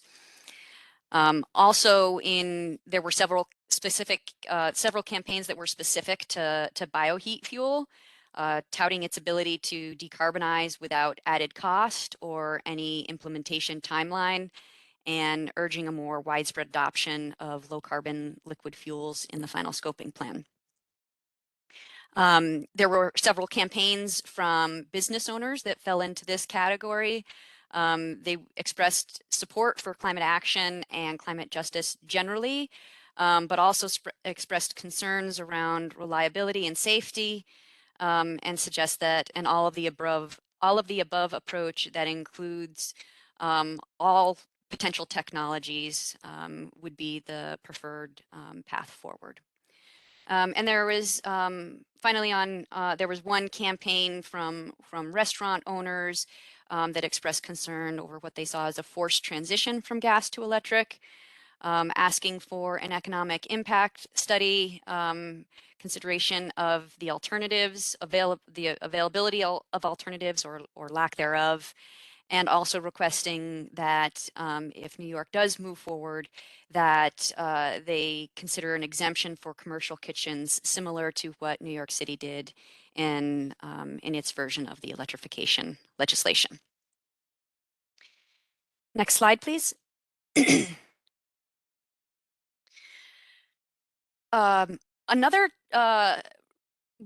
Another area where we got a number of campaigns. We actually had 12 campaigns that were really centered around climate and environmental justice.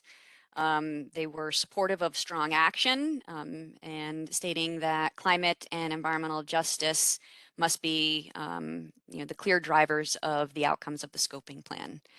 Their feedback was largely organized by chapter or topic, and is fairly detailed in their suggestions, often suggesting that the state take more bold and swift action. I will highlight just some of the feedback by chapter here too. I won't hit on all of these pieces. This also does flow on to the next couple slides. So these are all related to under the topic of climate and environmental justice being the driver of outcomes of the plan.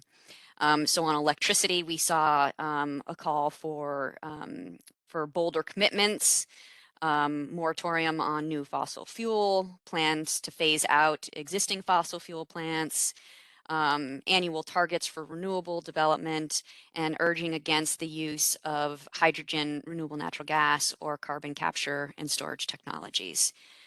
Indigenous sovereignty was another topic of one of the campaigns, stressing the need for the state to consult and provide decision-making power to Indigenous communities, and to uphold their sovereign status. They also mentioned some specific issues that they saw arising in these communities, specifically the concern around the handling of nuclear waste if nuclear reactors were continued to be used in regions around them. Grid interconnection concerns regarding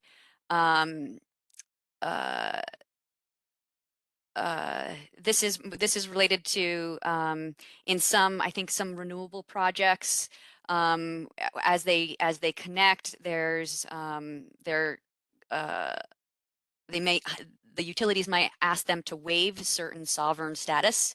And so taking a deeper look at that to ensure that we can uphold the sovereign status of these nations. And also requesting that they have a role in the large-scale renewable planning, and suggesting that they have a role in the permitting process to have consultation there.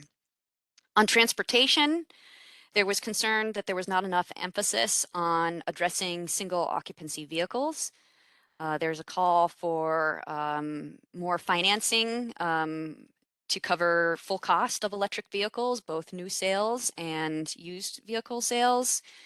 Asking for enforceable accountability measures and goals related to the benefits and investments that are required to flow to disadvantaged communities, and also asking for clearer explanations of some of the policies within the transportation chapter, asking for specific implications, both intended and potentially unintended implications.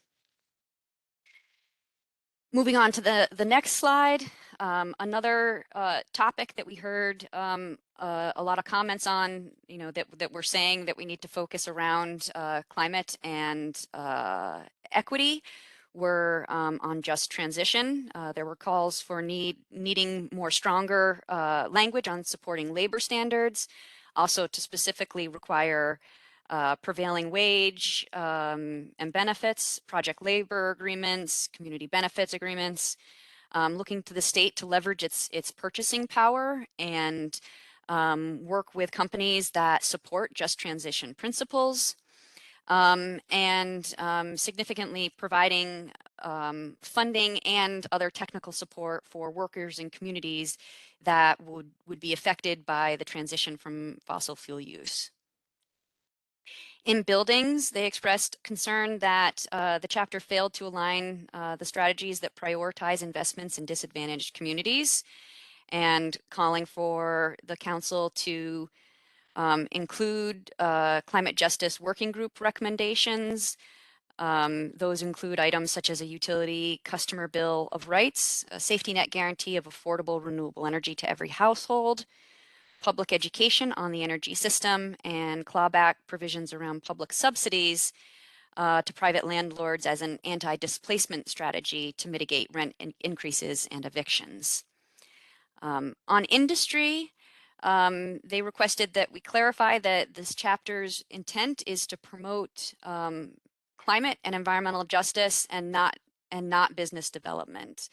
They call for a moratorium on proof of work cryptocurrency mining until an environmental impact analysis can be completed, and also suggest that industrial heat applications should be electrified wherever feasible, as to minimize reliance on green hydrogen. Next slide. Finally, in the same category of placing climate and environmental justice at the center of the scoping plan, on waste, we heard calls for zero waste strategies to end dependence on plastic, significant calls for an elimination of incineration in the state, and to expand local scale composting. And again, support for the Climate Justice Working Group position in its opposition of some strategies related to expansion of biogas and industrial anaerobic digestion. On agriculture and forestry, there's concern that recommendations are still included that are opposed by the Climate Justice Working Group. And they highlight several specifically about establishing carbon markets and building markets for bioenergy and biofuels. Suggesting that we support land managers who regenerate soil while also producing food, fiber, building materials, and medicine, and to prioritize afforestation and forest preservation efforts. On, on land use and local government, there was mention that the transit-oriented development approaches need to include not just striving for development and growth, but also helping to prepare communities for a just transition, and highlighting the difference in needs across the state. And in public health, there was a call for detailed public health guidelines to help track and measure improvements, and the need to develop a plan to bring clean air into homes throughout the state. Next slide, please.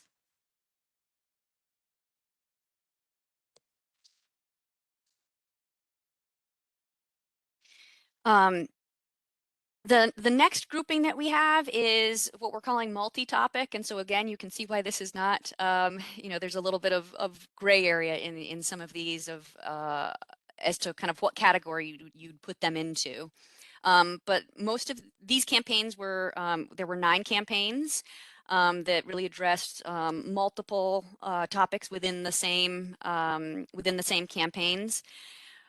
Most of those, I think there were 6 or 7 that were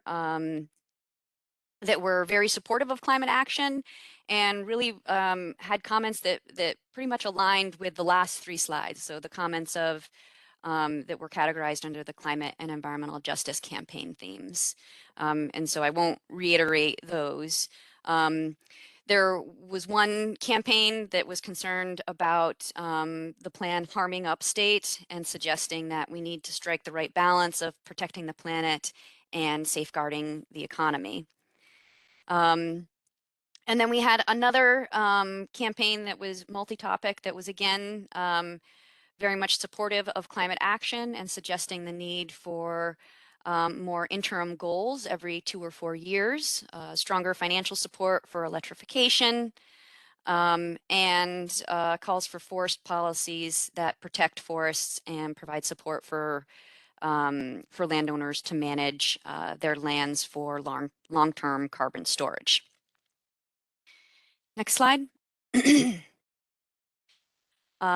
There was one campaign related to green hydrogen.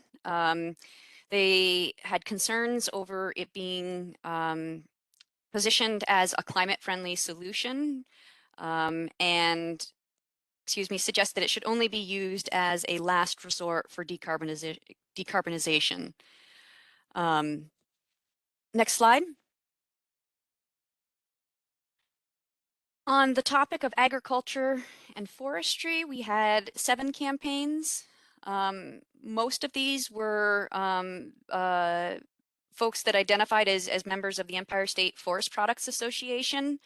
They also provided their comments largely by chapter. And their comments really center around their position that they feel that the plan did not adequately provide kind of enough attention to the forests and forest products and how bioenergy, all of those can play a positive impact on climate change.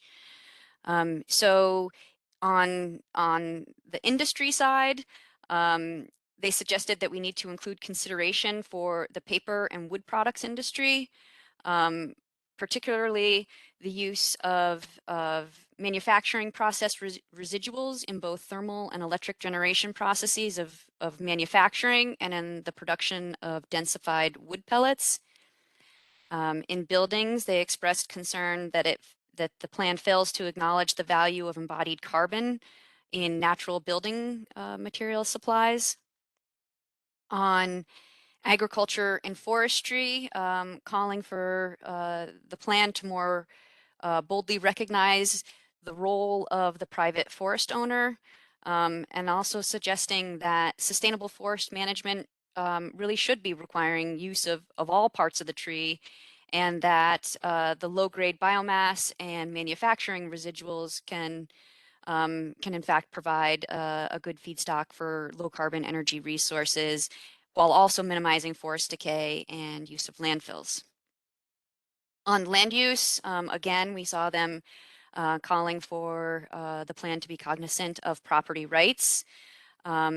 They expressed concern that the plan was more focused on preservation and not conservation, and saying the distinction is really that conservation includes the use of the resources while also maintaining the resources. And they feel that, acknowledging the land use pressures and as land use changes is really an important driver to understand climate change as well. On energy intensive and trade exposed industries, they were concerned that the wood products manufacturing sector was left out of this. And they feel that they should be included, and that we need to develop more specific, sector specific, and in some cases mill specific strategies for this industry. And then finally on transportation, again, this is something that we heard in some of the other comments, concerned that the plan doesn't acknowledge the lack of zero emission vehicle technology for medium and heavy duty vehicles, and suggesting that allowing use of other fuels could provide for both a better transition and potentially a permanent substitution of the fuels going forward. And they support establishment of a clean fuel standard. Next slide. So I think there's just 4 or 5 more of these, and then we'll get to the process for the proposed process for integration. So on wood burning, we had one campaign that was suggesting that we should not be burning wood in the state, and that we needed to take additional steps to stop that from happening. Also concern about the removal of forests for renewable energy development, and concern about the strategies that would allow for an expansion of biomass and bioenergy in the state. Next slide. So on nuclear energy, we had 3 campaigns. All 3 were supportive of nuclear energy and noted its critical role in achieving the state's climate goals, particularly at the lowest cost to consumers. And they specifically requested the council extend the zero emissions or recommend extension of the zero emissions credit program, which is currently set to expire in 2029. Next slide. On waste incineration, there were 2 campaigns that were dedicated to this topic specifically. They expressed disappointment that the plan didn't already call for an end to trash incineration and transition to zero waste statewide.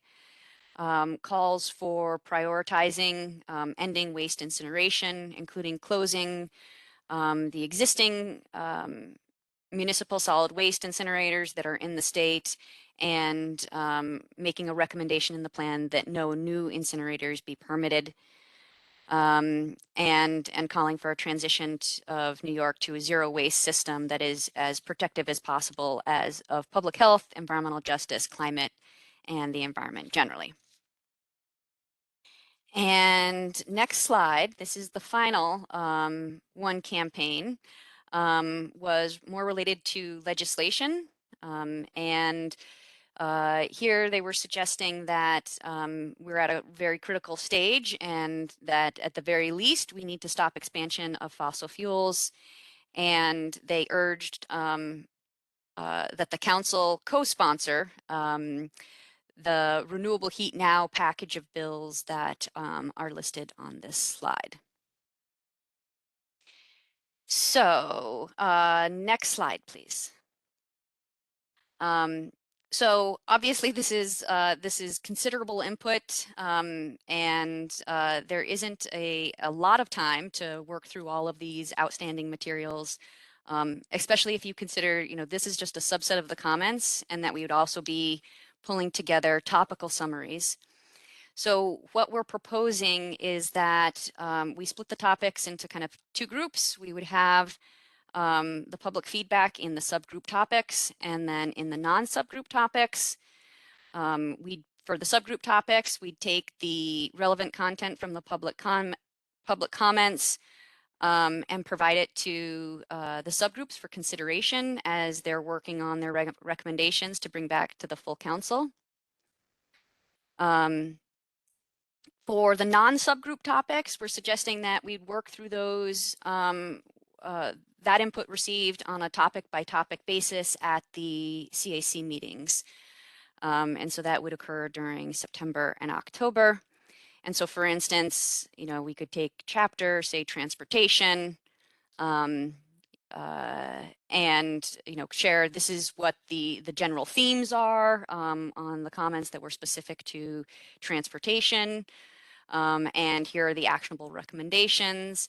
And we could likely even get to a place where we could have potentially staff making recommendations that as to how some of these topics could be integrated into the scoping plan as well. And so that really wraps up the summary of the public comments.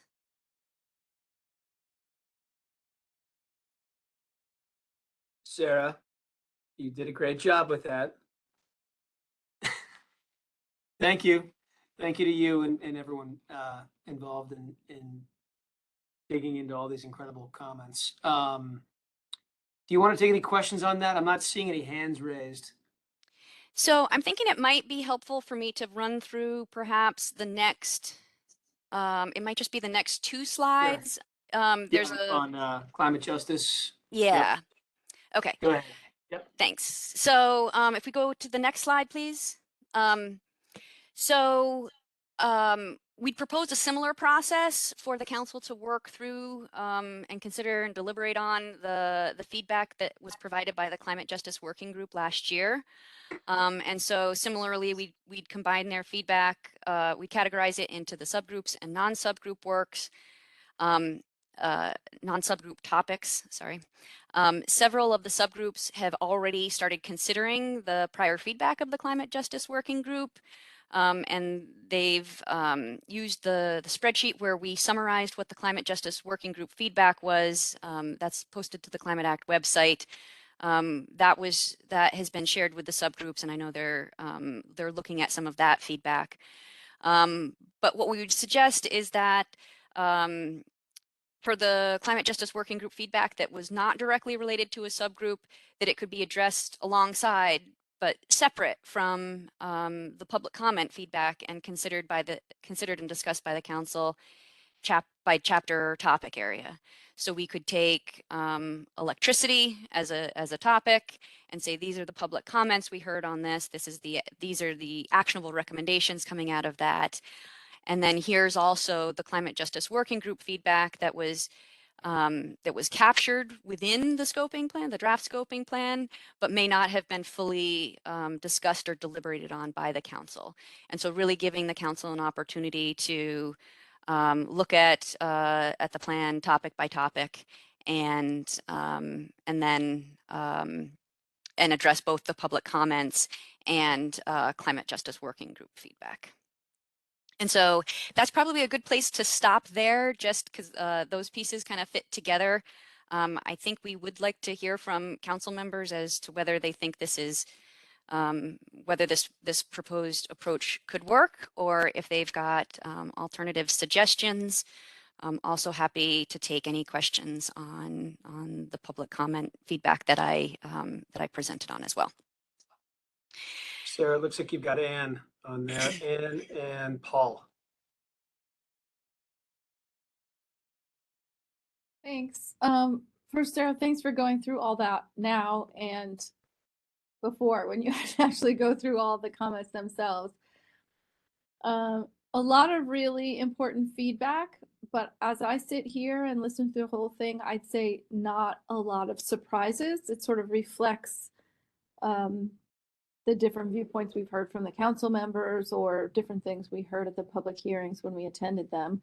But I was wondering if your crew that actually went through the comments all agreed with that. Was there any surprises that jumped out of you? Like we heard a lot more from the forest products industry than we were expecting to, or we really expected to hear more from municipalities and we heard nothing, or that type of thing. Any surprises, or either in the topics raised or the vociferousness was with which they were raised, or did it pretty much mirror what you were expecting and what we heard at the hearings? Yeah, that's really a great question. It doesn't, I would say that I would agree. A lot of the feedback really did mirror what we've heard at public hearings and kind of what's just, you know, general different council members express.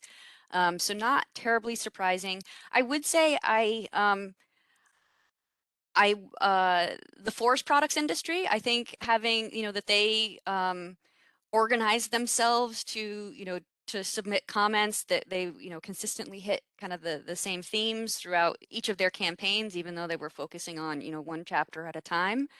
I think I guess I was surprised to see so much of you know, organization around that, and also kind of calls for specific I guess regional differences, or, you know, whether it's upstate or downstate, or just kind of trying to take into account the differences that whether it's an individual or a business would experience, whether, you know, it's your geography or what industry you're involved in. It really spoke to me that that there's a desire for the plan to speak a little bit more directly to specific industries when they're, you know, as they're looking to what can I do? How do I fit into this? And so I thought those were really great points of, you know, that, you know, at least for me personally, kind of, oh, I hadn't thought a whole lot about, you know, medium and heavy duty electric vehicles and how that actually fits in with some of the strategies that we're looking at. Now, that's not to say that we're not doing that. It's just kind of in terms of how close I am to the specific strategies.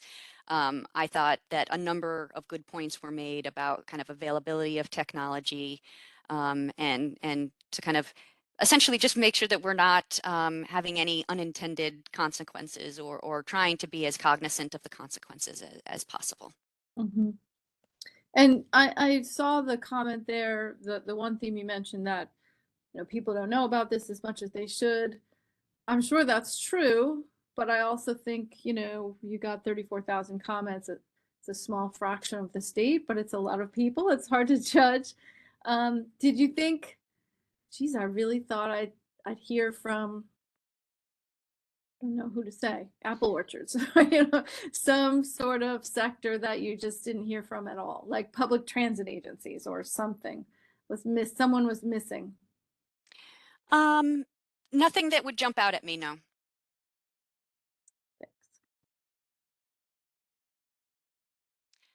Paul, I see your hand is up. Yeah, first a comment. Again, I'm awestruck by the magnitude of this job. So maybe on behalf of everyone, thank you. And the staff who have obviously put an awful lot of time into that.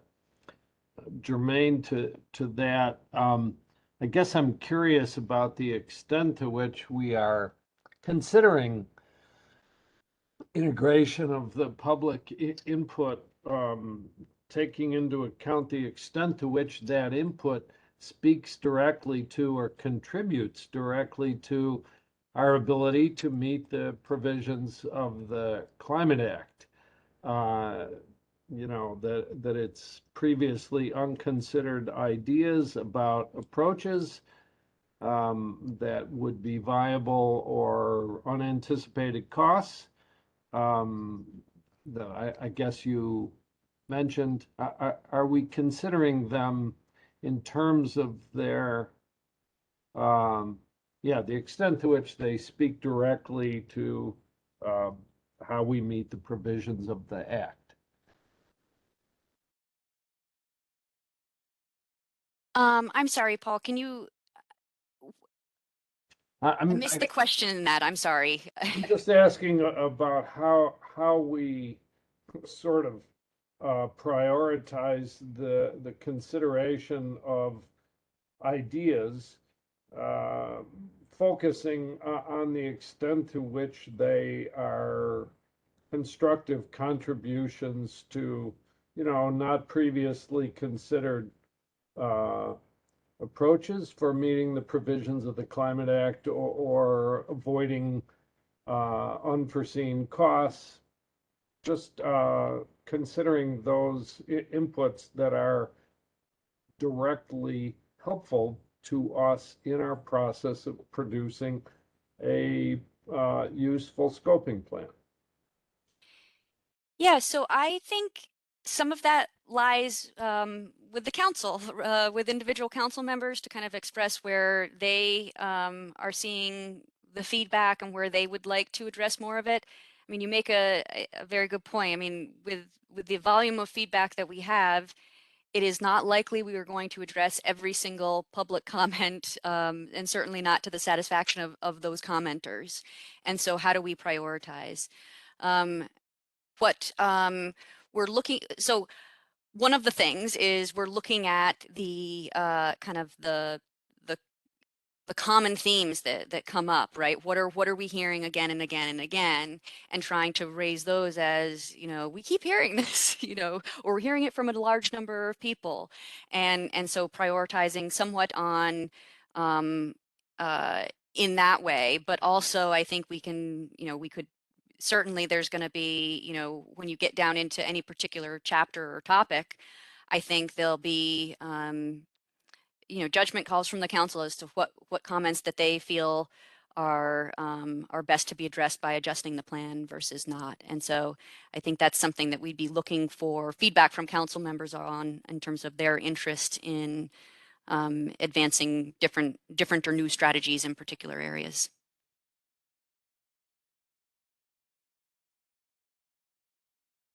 Raya, I see your hand is up. Yes, thank you so much. I just want to, as somebody who does a lot of commenting and asks a lot of people to comment, I just think this was really thoughtful, reflects so much time put in. I want to thank you for this, you know, for the deep dive into what the public has said, and also that great report out. So I just wanted to thank you. And I also wanted to say that the approach that you gave to how, you know, this council can digest, you know, and think about how to integrate those comments in the subgroups versus the broader conversations, I thought that seemed like a workable, you know, a good plan. I also want to say that one thing I think would be helpful is, as we're getting these, you know, comments, I'm interested to know a bit more about where they're from. You know, we've heard a lot of incredibly excellent, you know, and legitimate critique and support. There's also been a lot out there of what I have thought of as misinformation and fear mongering. So I'm certainly interested, you know, in sort of, you know, not breaking folks' confidentiality to where you can, but to know where some of these, you know, where are these perspectives coming from? Be they, you know, business groups, different coalitions. I'd like to know who is supporting them. Also, just one more comment about how, you know, our work is really going to impact everyone, you know, in our state. And, you know, we tend to be engaged with a relatively privileged and small group of stakeholders that don't reflect the broader population. I think we all saw, especially with the disadvantaged community hearings, that we, you know, we didn't get the the folks coming out that we'd like. I know I did a lot of work to organize folks in my community to show up, into the Mount Vernon hearing, and we were very glad to have it. So just another reminder that we really need to be focused on broader engagement, deeper engagement, more education on these topics. And I guess the only question is, could we, when we do get the actual, when we're looking at the input, if we could have some clarity and some transparency into where these comments are coming from. Sure, absolutely. So we do have, for each of the email campaigns, we have a sample email that I have pulled together in a package. It's not, we haven't redacted anything, and so we can share these with the council members under, the condition that you keep it confidential. We still need to do, obviously all the redacting before we do the posting, but we can give you sample emails from each of the email campaigns, and then where we're doing our summarization of the individual sets of comments. So what we're doing is we're saying, we got this individual comment in, we're summarizing that, we're kind of tagging it with what the themes are, the chapters that it relates to. And then, so we'll take everything that is related to one particular topic and say, okay, what did we hear from that? And it's kind of a boiling, well, I guess a boiling down of the themes. And so I would say that as we're doing that, what we'll likely be presenting kind of publicly is some of that synthesis, but we will be actually providing the spreadsheet with the individual comment summaries to the council members, hopefully within the next 2 weeks, and so that you would be able to kind of go through and see, oh, this was the entity that made these specific comments, or what were the comments around, this chapter or that chapter, so that there will be some additional playing around with the comments and the data that council members can do on their own as well. All right, thank you. That sounds very helpful. Dennis, I see your hand is raised. Yeah, thanks, Sarah. Thank the team for all of us. Just a great job. As you were going through each of these slides, you could have been doing this at the federal level as part of the recently passed IRA, by the way. I think these comments, and I always caution us not to throw out terms like misinformation, misdirection. Some of this is kind of like what people feel. It's either factual or their perception. And I'm just wondering, from your thoughts as you and your team went through this, is there a way that we could start to talk about what we're trying to do, not a choice between environmental sustainability versus economic sustainability, but how do we actually use those comments to bring them into focus and into balance, so that we're not talking about the left or the right, but we're talking about balance. And I read through these and I could probably make connections of, no, I think what is meant by that is this, because I really think we got to start to really concern ourselves with alignment of sustainability of economics and environment, and not choosing one or the other. And I don't know if you picked up on how we might be able to do that, but I just think it's important that we start coming together here on these spectrums is all. A thought. Yeah, I agree with you 100%.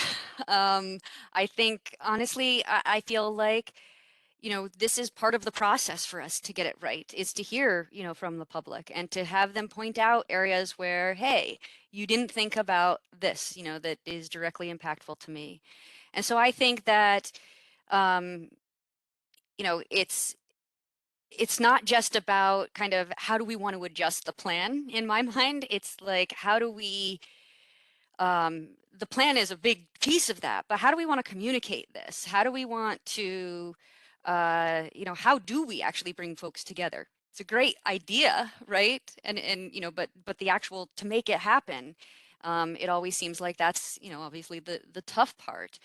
I think that the only way we're going to find the unique, the better solutions, the ideas that we haven't thought of yet are, you know, talking to different folks and to get more into the details.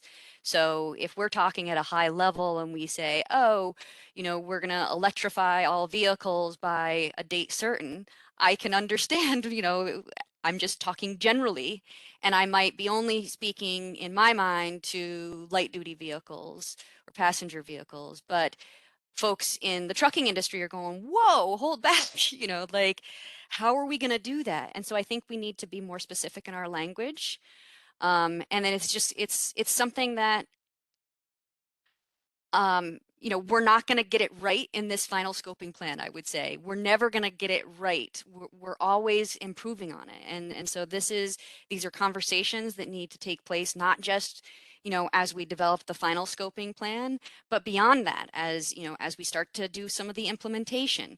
We're going to, you know, naturally you're going to work into, you know, another layer of detail when you you get into it, and you're going to find things that maybe you didn't anticipate, or you know, reactions, or, you know, and so we need to constantly be, I don't know, kind of reviewing where we are against our goals, and I think just communicating more openly about what we're trying to achieve, and how we want to get there, but also inviting others to bring their ideas forward as to how we can get there. It's not an easy process, but I do think that we can make progress, and I think that's what we really need to, you know, be focusing on. You know, let's make the progress that we can. Yep.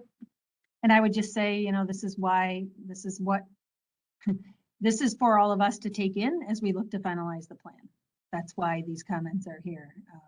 And obviously these are people who have followed this process in some cases for years, who have weighed in, and it's our job to do with them what we will. So I say that with sincere thanks to you, Sarah, and the team, for sure, for the useful summary. Are there other questions? I was just looking. Did Peter? Sarah, just checking. Yes, I see Peter's. Yeah, hi. Thanks, Sarah, for the run through, and of course, echo the thanks that everybody's already expressed for the hard work of team. I've been behind that curtain. It's a lot of work, and it's very interesting work. As long as nobody submitted a book into the record that the team has to read, you may be ahead of the curve where we were, Reggie, 15 years ago. I think only a few people in the comment or in the participant list know what I'm referring to there, so I'll move on. I have a quick question for you about one gap that I thought existed in the comments you walked through. Maybe we have individuals we're still going to hear from on that. And then after that, I just have a follow-up on the Climate Justice Working Group. My question is a gap. I didn't hear a lot of mention of comments in from local governments, and it seems that it's a critically important area to ensure success of implementation of the law, is how local governments will deal with land use and zoning and comprehensive planning and everything. But, you know, was that a category of comments that we got much feedback from, either pro or con, from local governments? Yes, we did get a number of comments in from local governments. I would say the majority of those were in the form of resolutions, either in support or recommending adjustments of the scoping plan. So that is an area that we will be summarizing as a theme. I tried to avoid it here, just so there's a lot of different themes that we could have picked in terms of, you know, topic specific. We did hear a lot of that. I think the plan would be to bring that to a council at a future meeting, if you know, assuming that the council is comfortable with the proposed process that we recommended or suggested. Okay, thanks. And just I would say, yes, I'm comfortable with that process as recommended and what you suggested. Now, my comment about the Climate Justice Working Group, and this goes back to the co-chair's sort of presentation of the investment, or I'm sorry, the Inflation Reduction Act. You know, there are obviously some, you know, significant positives that are going to flow from that federal legislation, but there are a number of communities that are going to be and quite likely harmed. Fortunately, probably not here in New York, but possibly. And this is not to suggest that none of us aren't aligned and focused in this, but it's more of a reminder. You know, I had the pleasure of lobbying with frontline organizations in the early 2016 on the legislation that led to the law. And I've always described this both publicly and to myself as a law that is written by those in the front lines of the climate crisis for those in the front lines of the climate crisis. And I think, unfortunately, that federal law left key communities, workers, as well as disadvantaged community and climate justice communities behind. And I know our law requires a lot different of us. And I think that's a really hallmark of New York's law. And it is now in stark relief for all of us to ensure that we live up to that challenge to us in law, but also a big, bold piece and goal of our law. So I hope that when we process our response back to the Climate Justice Working Group, we'll add on another column to that spreadsheet of where we got the feedback and be honest and frank of where we as a council have accepted that feedback and have modified the draft to incorporate it and change it, where I hope we don't, but if it's rejected, or if somehow it's incorporated but not exactly as they see it, that we'll give a tally sheet to not only to justify or to appreciate and uplift rather the work of the Climate Justice Working Group, but I think so many people that fought for this approach in New York walked away really quite saddened by what happened recently in Congress. You know, can understand that the Climate Action Council is, you know, going to proceed differently. And I think we really just sort of, I hope we do publicly sort of list how we're reacting to that feedback and how we've processed it and where the final plan ends up, kind of like on a tally score sheet basis.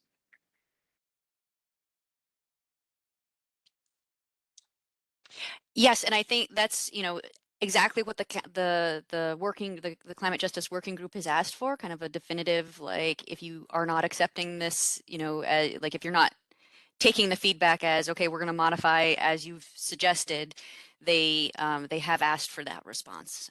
And so I think that's something that we, you know, we can document as we're moving through the process at these public meetings too, and certainly share that with them, of course. Thank you, Peter. Thanks, I appreciate that. I'm glad our law is a lot different than what happened in Congress, and we're going to be moving in the right space now as a result. Any other questions? I don't see any other hands up. Sarah, are you, Just sorry, go ahead. one question in terms of documenting what we have and have not accepted. It would be pretty hard to do, right? Peter, you're talking about it pretty generally because a lot of these comments are pretty general. So I just think, I just want to emphasize that we will have a tracking system, but it's pretty hard to understand what we did accept or didn't accept. Because if somebody says, gee, a little bit more on the energy side, well, what does that mean? You know, did we add it? Did we not? You know, whatever it may be. So I just want to I just don't want to burden DEC in an impossible task of tracking. Just a general comment on that. Sarah, is it okay if I direct response to that? Sure, I was just going to, I thought you were speaking specifically to the Climate Justice Working Group feedback. So that was just something I wanted to clarify as to what feedback you were talking about. The whole thing. Yeah, not just climate justice, but all the comments that we've received from everybody. I'm sorry, and maybe you were just talking about climate justice. So yeah, just a direct response, and thanks, Sarah. Yeah, the Climate Justice Working Group, we have some very specific feedback, and we do have a spreadsheet available as to that feedback in different categories. And I was suggesting that we add another column on that just to let everybody know, not only from the Climate Justice Working Group with the tremendous feedback and huge amounts of attention they paid to the draft plan and the scoping sections, but to let them know where we landed. I agree that some of the broader, more general comments are kind of hard to quantify and respond to. Though I think Sarah did a really nice job, particularly in the areas where, we've seen comments come in that just aren't accurate with what's in the draft, in particular wood burning. But I mean, I think in general, we can, understand what feedback we got and how we responded to it. But specifically, we owe it to the Climate Justice Working Group to be highly responsive to the tremendous feedback they gave us in 2021. I totally agree. I'm sorry. I thought you were talking about all comments, and I couldn't imagine the sheet you would have to do for all the general comments. I totally agree with the climate justice because there is a degree of much more specificity there. So I'm sorry. I just misunderstood. Rose, thanks. Sarah, can you jump into the barriers and opportunities report and the process for integrating that? Sure, happy to do that. So if we can go to the next slide, might be 2 ahead. Yeah, thank you. So I'm just going to start with a quick review. Samir Ranade presented at our last meeting on the Disadvantaged Communities Barriers and Opportunities report. And so we've developed a bit of a proposal for amending the scoping plan to address that report's recommendations as is required by the law. So just wanted to quickly just put this slide up to refresh folks on what the requirements are. And so the report is really looking at how to address the barriers and opportunities for access to and community ownership of this listed services and commodities in disadvantaged communities. If you go to the next slide,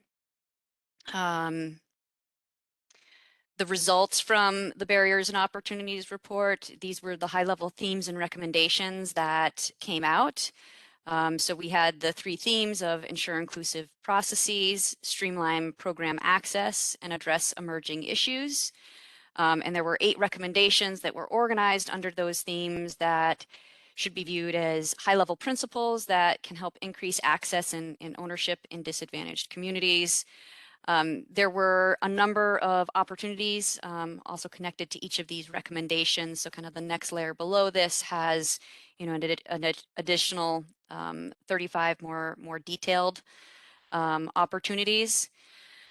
And so our proposal to amend the scoping plan with the report is really looking at how do we equip the state agencies with the knowledge and the administrative capacity to turn these opportunities into actionable results.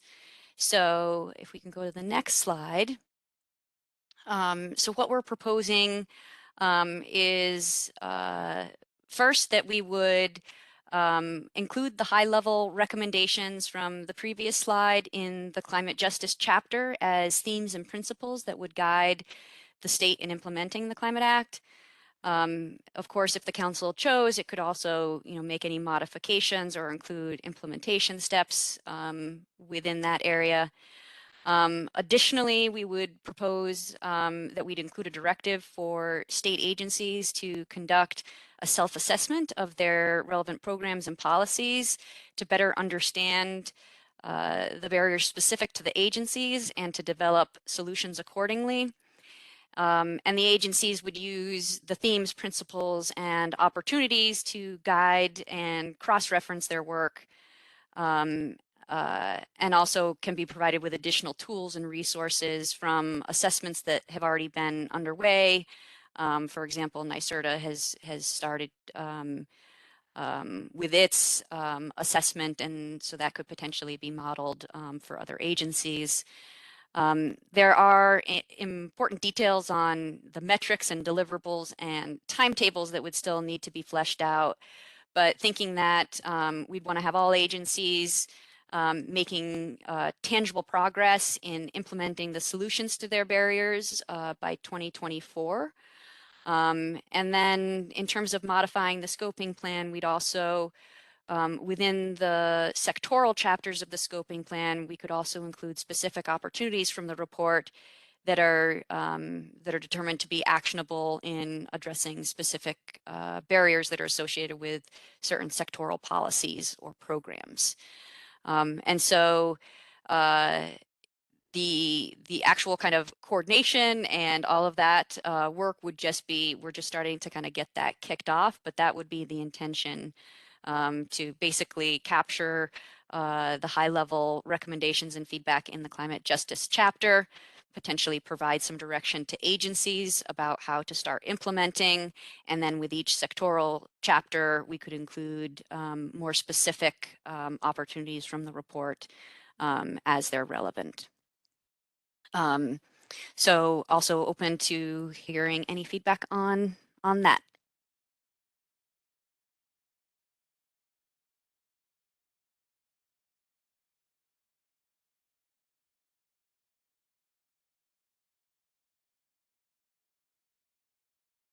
I'm not seeing any hands raised.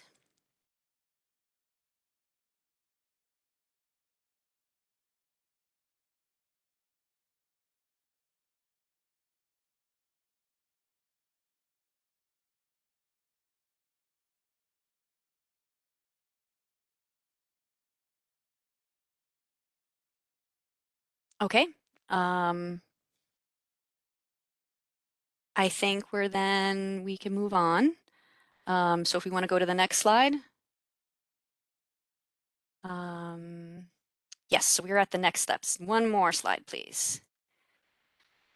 Okay. So given the volume of work that we're seeing before the council, we're seeing the need to move to 2 meetings a month starting in September. I think we had mentioned this briefly at the previous meeting that we would likely need to be moving to multiple meetings a month. So you can see here what our current schedule of public council meetings is. I'll note that we've marked this as tentative because it's always subject to adjustment based on schedules, but we will be posting this to the Climate Act website and would note any adjustments in the schedule there as well. But just to walk through just generally what we'd be covering. So the meetings in September and October would largely focus on the final subgroup report outs to the full council and the council considering and discussing the public comment and climate justice working group feedback on the non-subgroup topics, going topic by topic. We'd also use the meetings to share updated results from the integration analysis as those become available. We'd aim to provide a redlined revised draft of the scoping plan to the council in October, which would set us up to use the meetings in November to gather feedback from the council as to whether, if there are areas that need further adjustment or discussion. And then we would use the initial meeting in December to tie up any remaining loose ends, and then to vote on the scoping plan at the final meeting in December. So that covers the next steps, but also could take any questions that members might have. It probably is worth mentioning that currently, given the emergency declaration that's continuing to be in place in New York, that's allowing us to continue to hold these meetings remotely. However, that may not be the case through the end of the year, and it's possible that these meetings will need to be moved back to in person, depending on that emergency declaration as well. So we'll certainly keep folks apprised as we learn more about what's required in terms of open meetings law, and if we are able to continue to meet remotely as we have been. But happy to take any questions or comments. like Raya, you might have a question. Yeah, thank you. I actually had this is great. I had a question from the previous slide.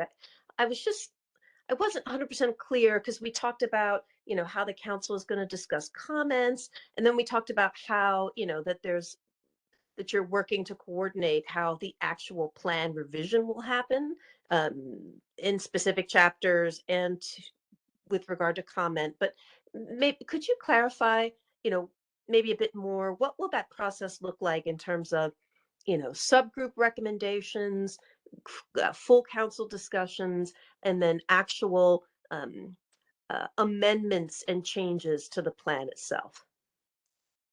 So, sure, and please redirect me if I'm going kind of in a different direction No. than you were intended to. But no, it's good stuff. I just like, okay, what is this adding up to? yeah. So what I see it as is when the subgroups report out, and so at the we're aiming to have the alt fuels group report out at the next meeting, at the September 13th, and that would be the report out of their final recommendations.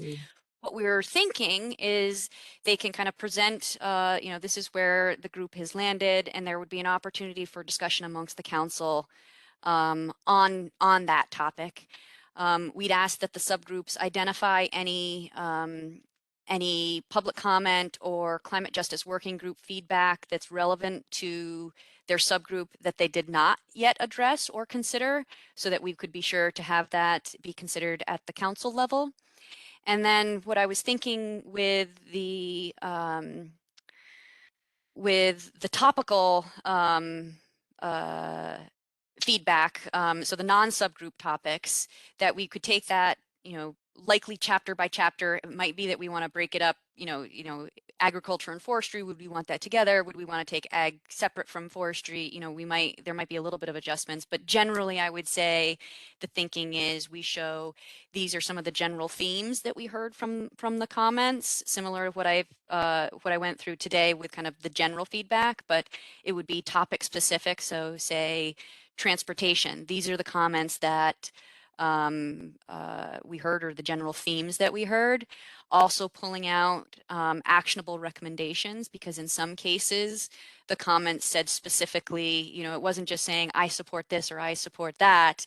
It was saying we ask you to change this recommendation to, from this to that, or to clarify. And so we'd want to have kind of a listing of what some of those actionable recommendations are, and basically bring that to the council and say, okay, now let's discuss some of these and how might we want to address it. And back to what Paul mentioned, there might be some prioritization in terms of, well, we'd really love to get at all of these, whether it's all of the topics and we want to get kind of the 5 themes on each of them, or I think we've got to figure out as a council kind of the preference of how to work, of how we kind of choose which edits to kind of work on first. But I see it as the public discussions at the council meetings would be directional, and that then we've got a lot of staff folks that are listening in on these calls as well, that we can then take that feedback and actually make suggested red line edits in accordance with kind of that general discussion, and that would be provided in the October timeframe in terms of red lines on the entire document. Now we're exploring kind of, are there ways that we can divide this up to make it so you're not getting one document all at once with the red lines? So is there, so it might not be that the council would get a full draft on one day that has all of the red lines in it. We might try to, work on, several chapters and kind of,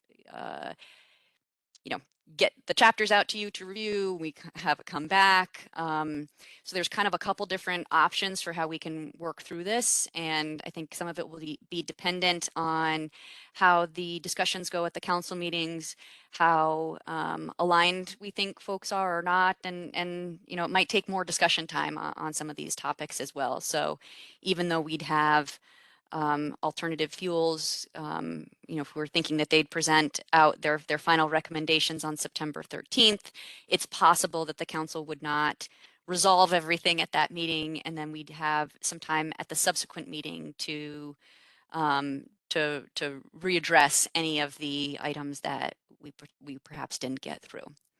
And so really we'd be talking at the meetings a little bit more at a conceptual level rather than looking at specific red lines or something.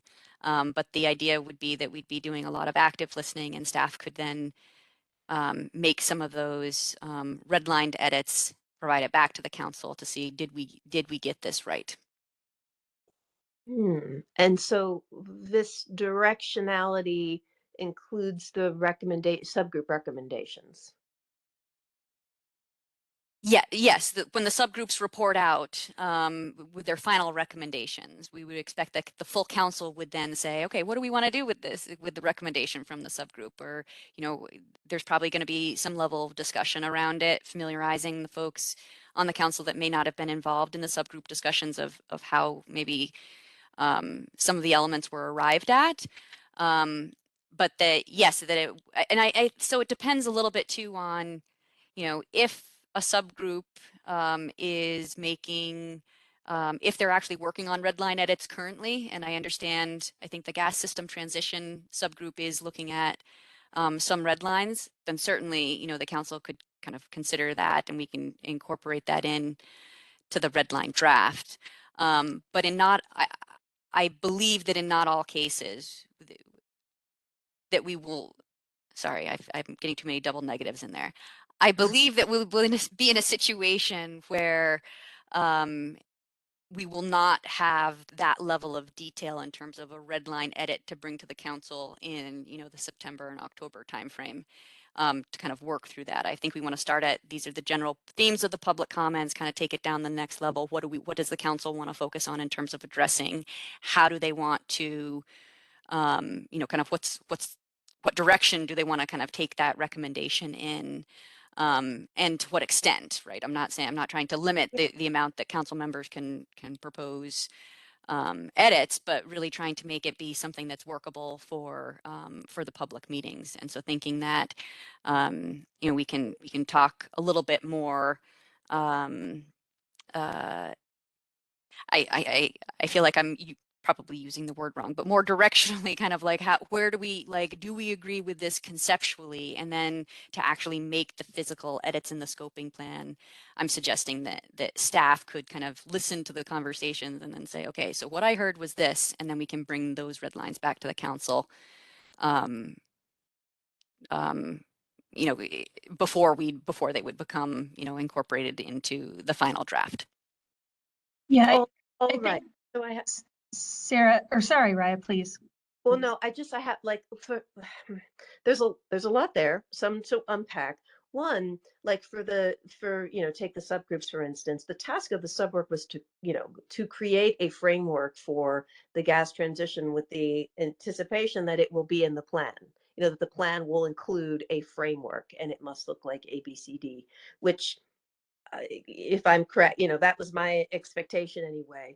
And then it sounds like there's different categories of what we're going to need to grapple with as a council that will have different levels of impact on the plan itself. I would actually, I appreciate the approach to looking at public comments, but I would deprioritize doing a lot of public going through of anything that we could be reading on our own. And I also, I don't think that spending several, I guess I'm a little concerned about just the need to maybe get organized about, what is going to be a change in the plan, which I anticipated the subgroups were going to be making substantive additions, and, how these other changes will filter through and how much council time we spend processing, as Anne said, a lot of things that we've already processed, and how much time we spend zeroing in on the key changes that we need to make. I think that's really important. And also I counsel against, again, if that concentration, well, during COP27 or, that like it being like a week or two of like, if you can't make it or you can't respond, then it's sort of like all of this talk. Basically, the more we could back up that opportunity for the substantive changes, I think the more helpful it'll be to the council. Okay. So I guess Got that it. things. Yep. Am I correct about the subgroups in terms of like, we will have a framework in the plan for the gas system transition, which was the task of the subgroup, and that it would also be a guidance to other agencies, and that, yeah. So it's a little bit of a nuanced answer. So I would say, technically the subgroups are not deciding what goes into the scoping plan. They're going to advance recommendations to the full council, and you're working on recommendations that you believe will be amenable to the full council. So presuming that the full council is comfortable with the work coming out of the subgroups, then yes, for instance, the materials that Jess Waldorf shared on, the gas system transition framework, right? That would be kind of literally an edit to the scoping plan. There might also be more, there might be more specific changes to, like, I don't know if they're, particular wording changes or other things that might also want to be made in that chapter. And so I guess I would just say that we're not trying to kind of close the door and say that nothing else could be considered but what the subgroup is bringing forward. But that would definitely be the intention that the materials from the subgroups, presuming the council is on board with them, that they would be incorporated into the scoping plan. Yeah, that there will be in the plan, there will be an expansion of the framework on gas. There will be an expansion on economy-wide strategies. I mean, that was what the subgroups were tasked with. Yes. Yeah. Yeah, I guess there's a lot here that's causing some significant concern in terms of how we're going to digest these comments and how much airtime different types of feedback will be given. And because it takes up a lot of time to go through things, I, for one, would prioritize the Climate Justice Working Group. I would prioritize the subgroup work. And we got to figure out a way to, and it seems like, just a lot of concern about how the council is going to be able to digest issues based on the amount of time that we have and what that will end up looking like. And I get that the staff can do some great active listening, but just capturing sort of the conversation is not necessarily capturing the full council's opinions either. So, yep, I agree with that. And I think that's why we're thinking of it as a bit of an iterative process so that, the red lines would be shared with the council, and then council could determine whether, those are right, or do we need to discuss this more, and can offer revisions. Yeah, because if we're going to go over, I mean, and I encourage you to, we can do as much as we can, outside of these meeting times as well. So, say we're going to go over the alternative fuels at the next meeting. It's hard because alternative fuels and gas are interrelated, but that it's looking like, are we going to do a lot of iterating and then looking at texts, and then everything is going to end up being again in like a crucial week or week and a half. Well, I certainly know I speak for everyone when I would not appreciate that outcome myself. So, this is, as I think about it, this is all intended to inform the members. Like, that's what the subgroups are there to do. That's what the comments are here to do. And ultimately, we need to each develop our own understanding of the balance of issues. I think Sarah's process steps are meant to maximize efficiency, right? At least as I think about it, so that we spend less time, we have actual text to respond to rather than concepts. at least that's how I think about it. And because I totally agree, getting squeezed at the end of the year is not something any one of us really is looking to be dealing with at the end of December. Yeah, no, that's right. And just also, I just as much as we can have like the focus recommendations that we've made and be directed at, at what edits may look like, that actually, trying to, yes, inform the members and represent, which various constituencies are actually trying to say. I guess I know that folks are working really hard, doing a great job. And it sounds like there's still yet to be seen, but I encourage us to narrow down on this process, maybe a little bit more. And anything like I can look at public comments and, we don't need to spend, but so much time, talking about, okay, here is what so-and-so said, and here's what so-and-so said. Like, I would think that would be an inappropriate use of like council time. To the extent we can be looking at that and figuring out how to be more concise, I would advise that. Very good. Well, that's good advice, for sure. So I think as I look at the clock, I think, Sarah, have we concluded our meeting? I think this is. We have, yes. So I will, I don't see any more hands raised. So I think if my co-chair agrees, we'll conclude the meeting with our thanks, certainly for a productive discussion related to our progress in multiple fronts. Looking forward to this series of meetings and closing out the year together. Basil, anything you'd like to Well say? said, Doreen. Thanks, everybody. And thanks, Sarah, for carrying the load today. Great job. Yes. Yeah. Thank you. Thanks, everyone. Thank you all. Thank you. Bye. Thank you, Sarah. Thanks, everyone. Thank you all. Bye. Thank you.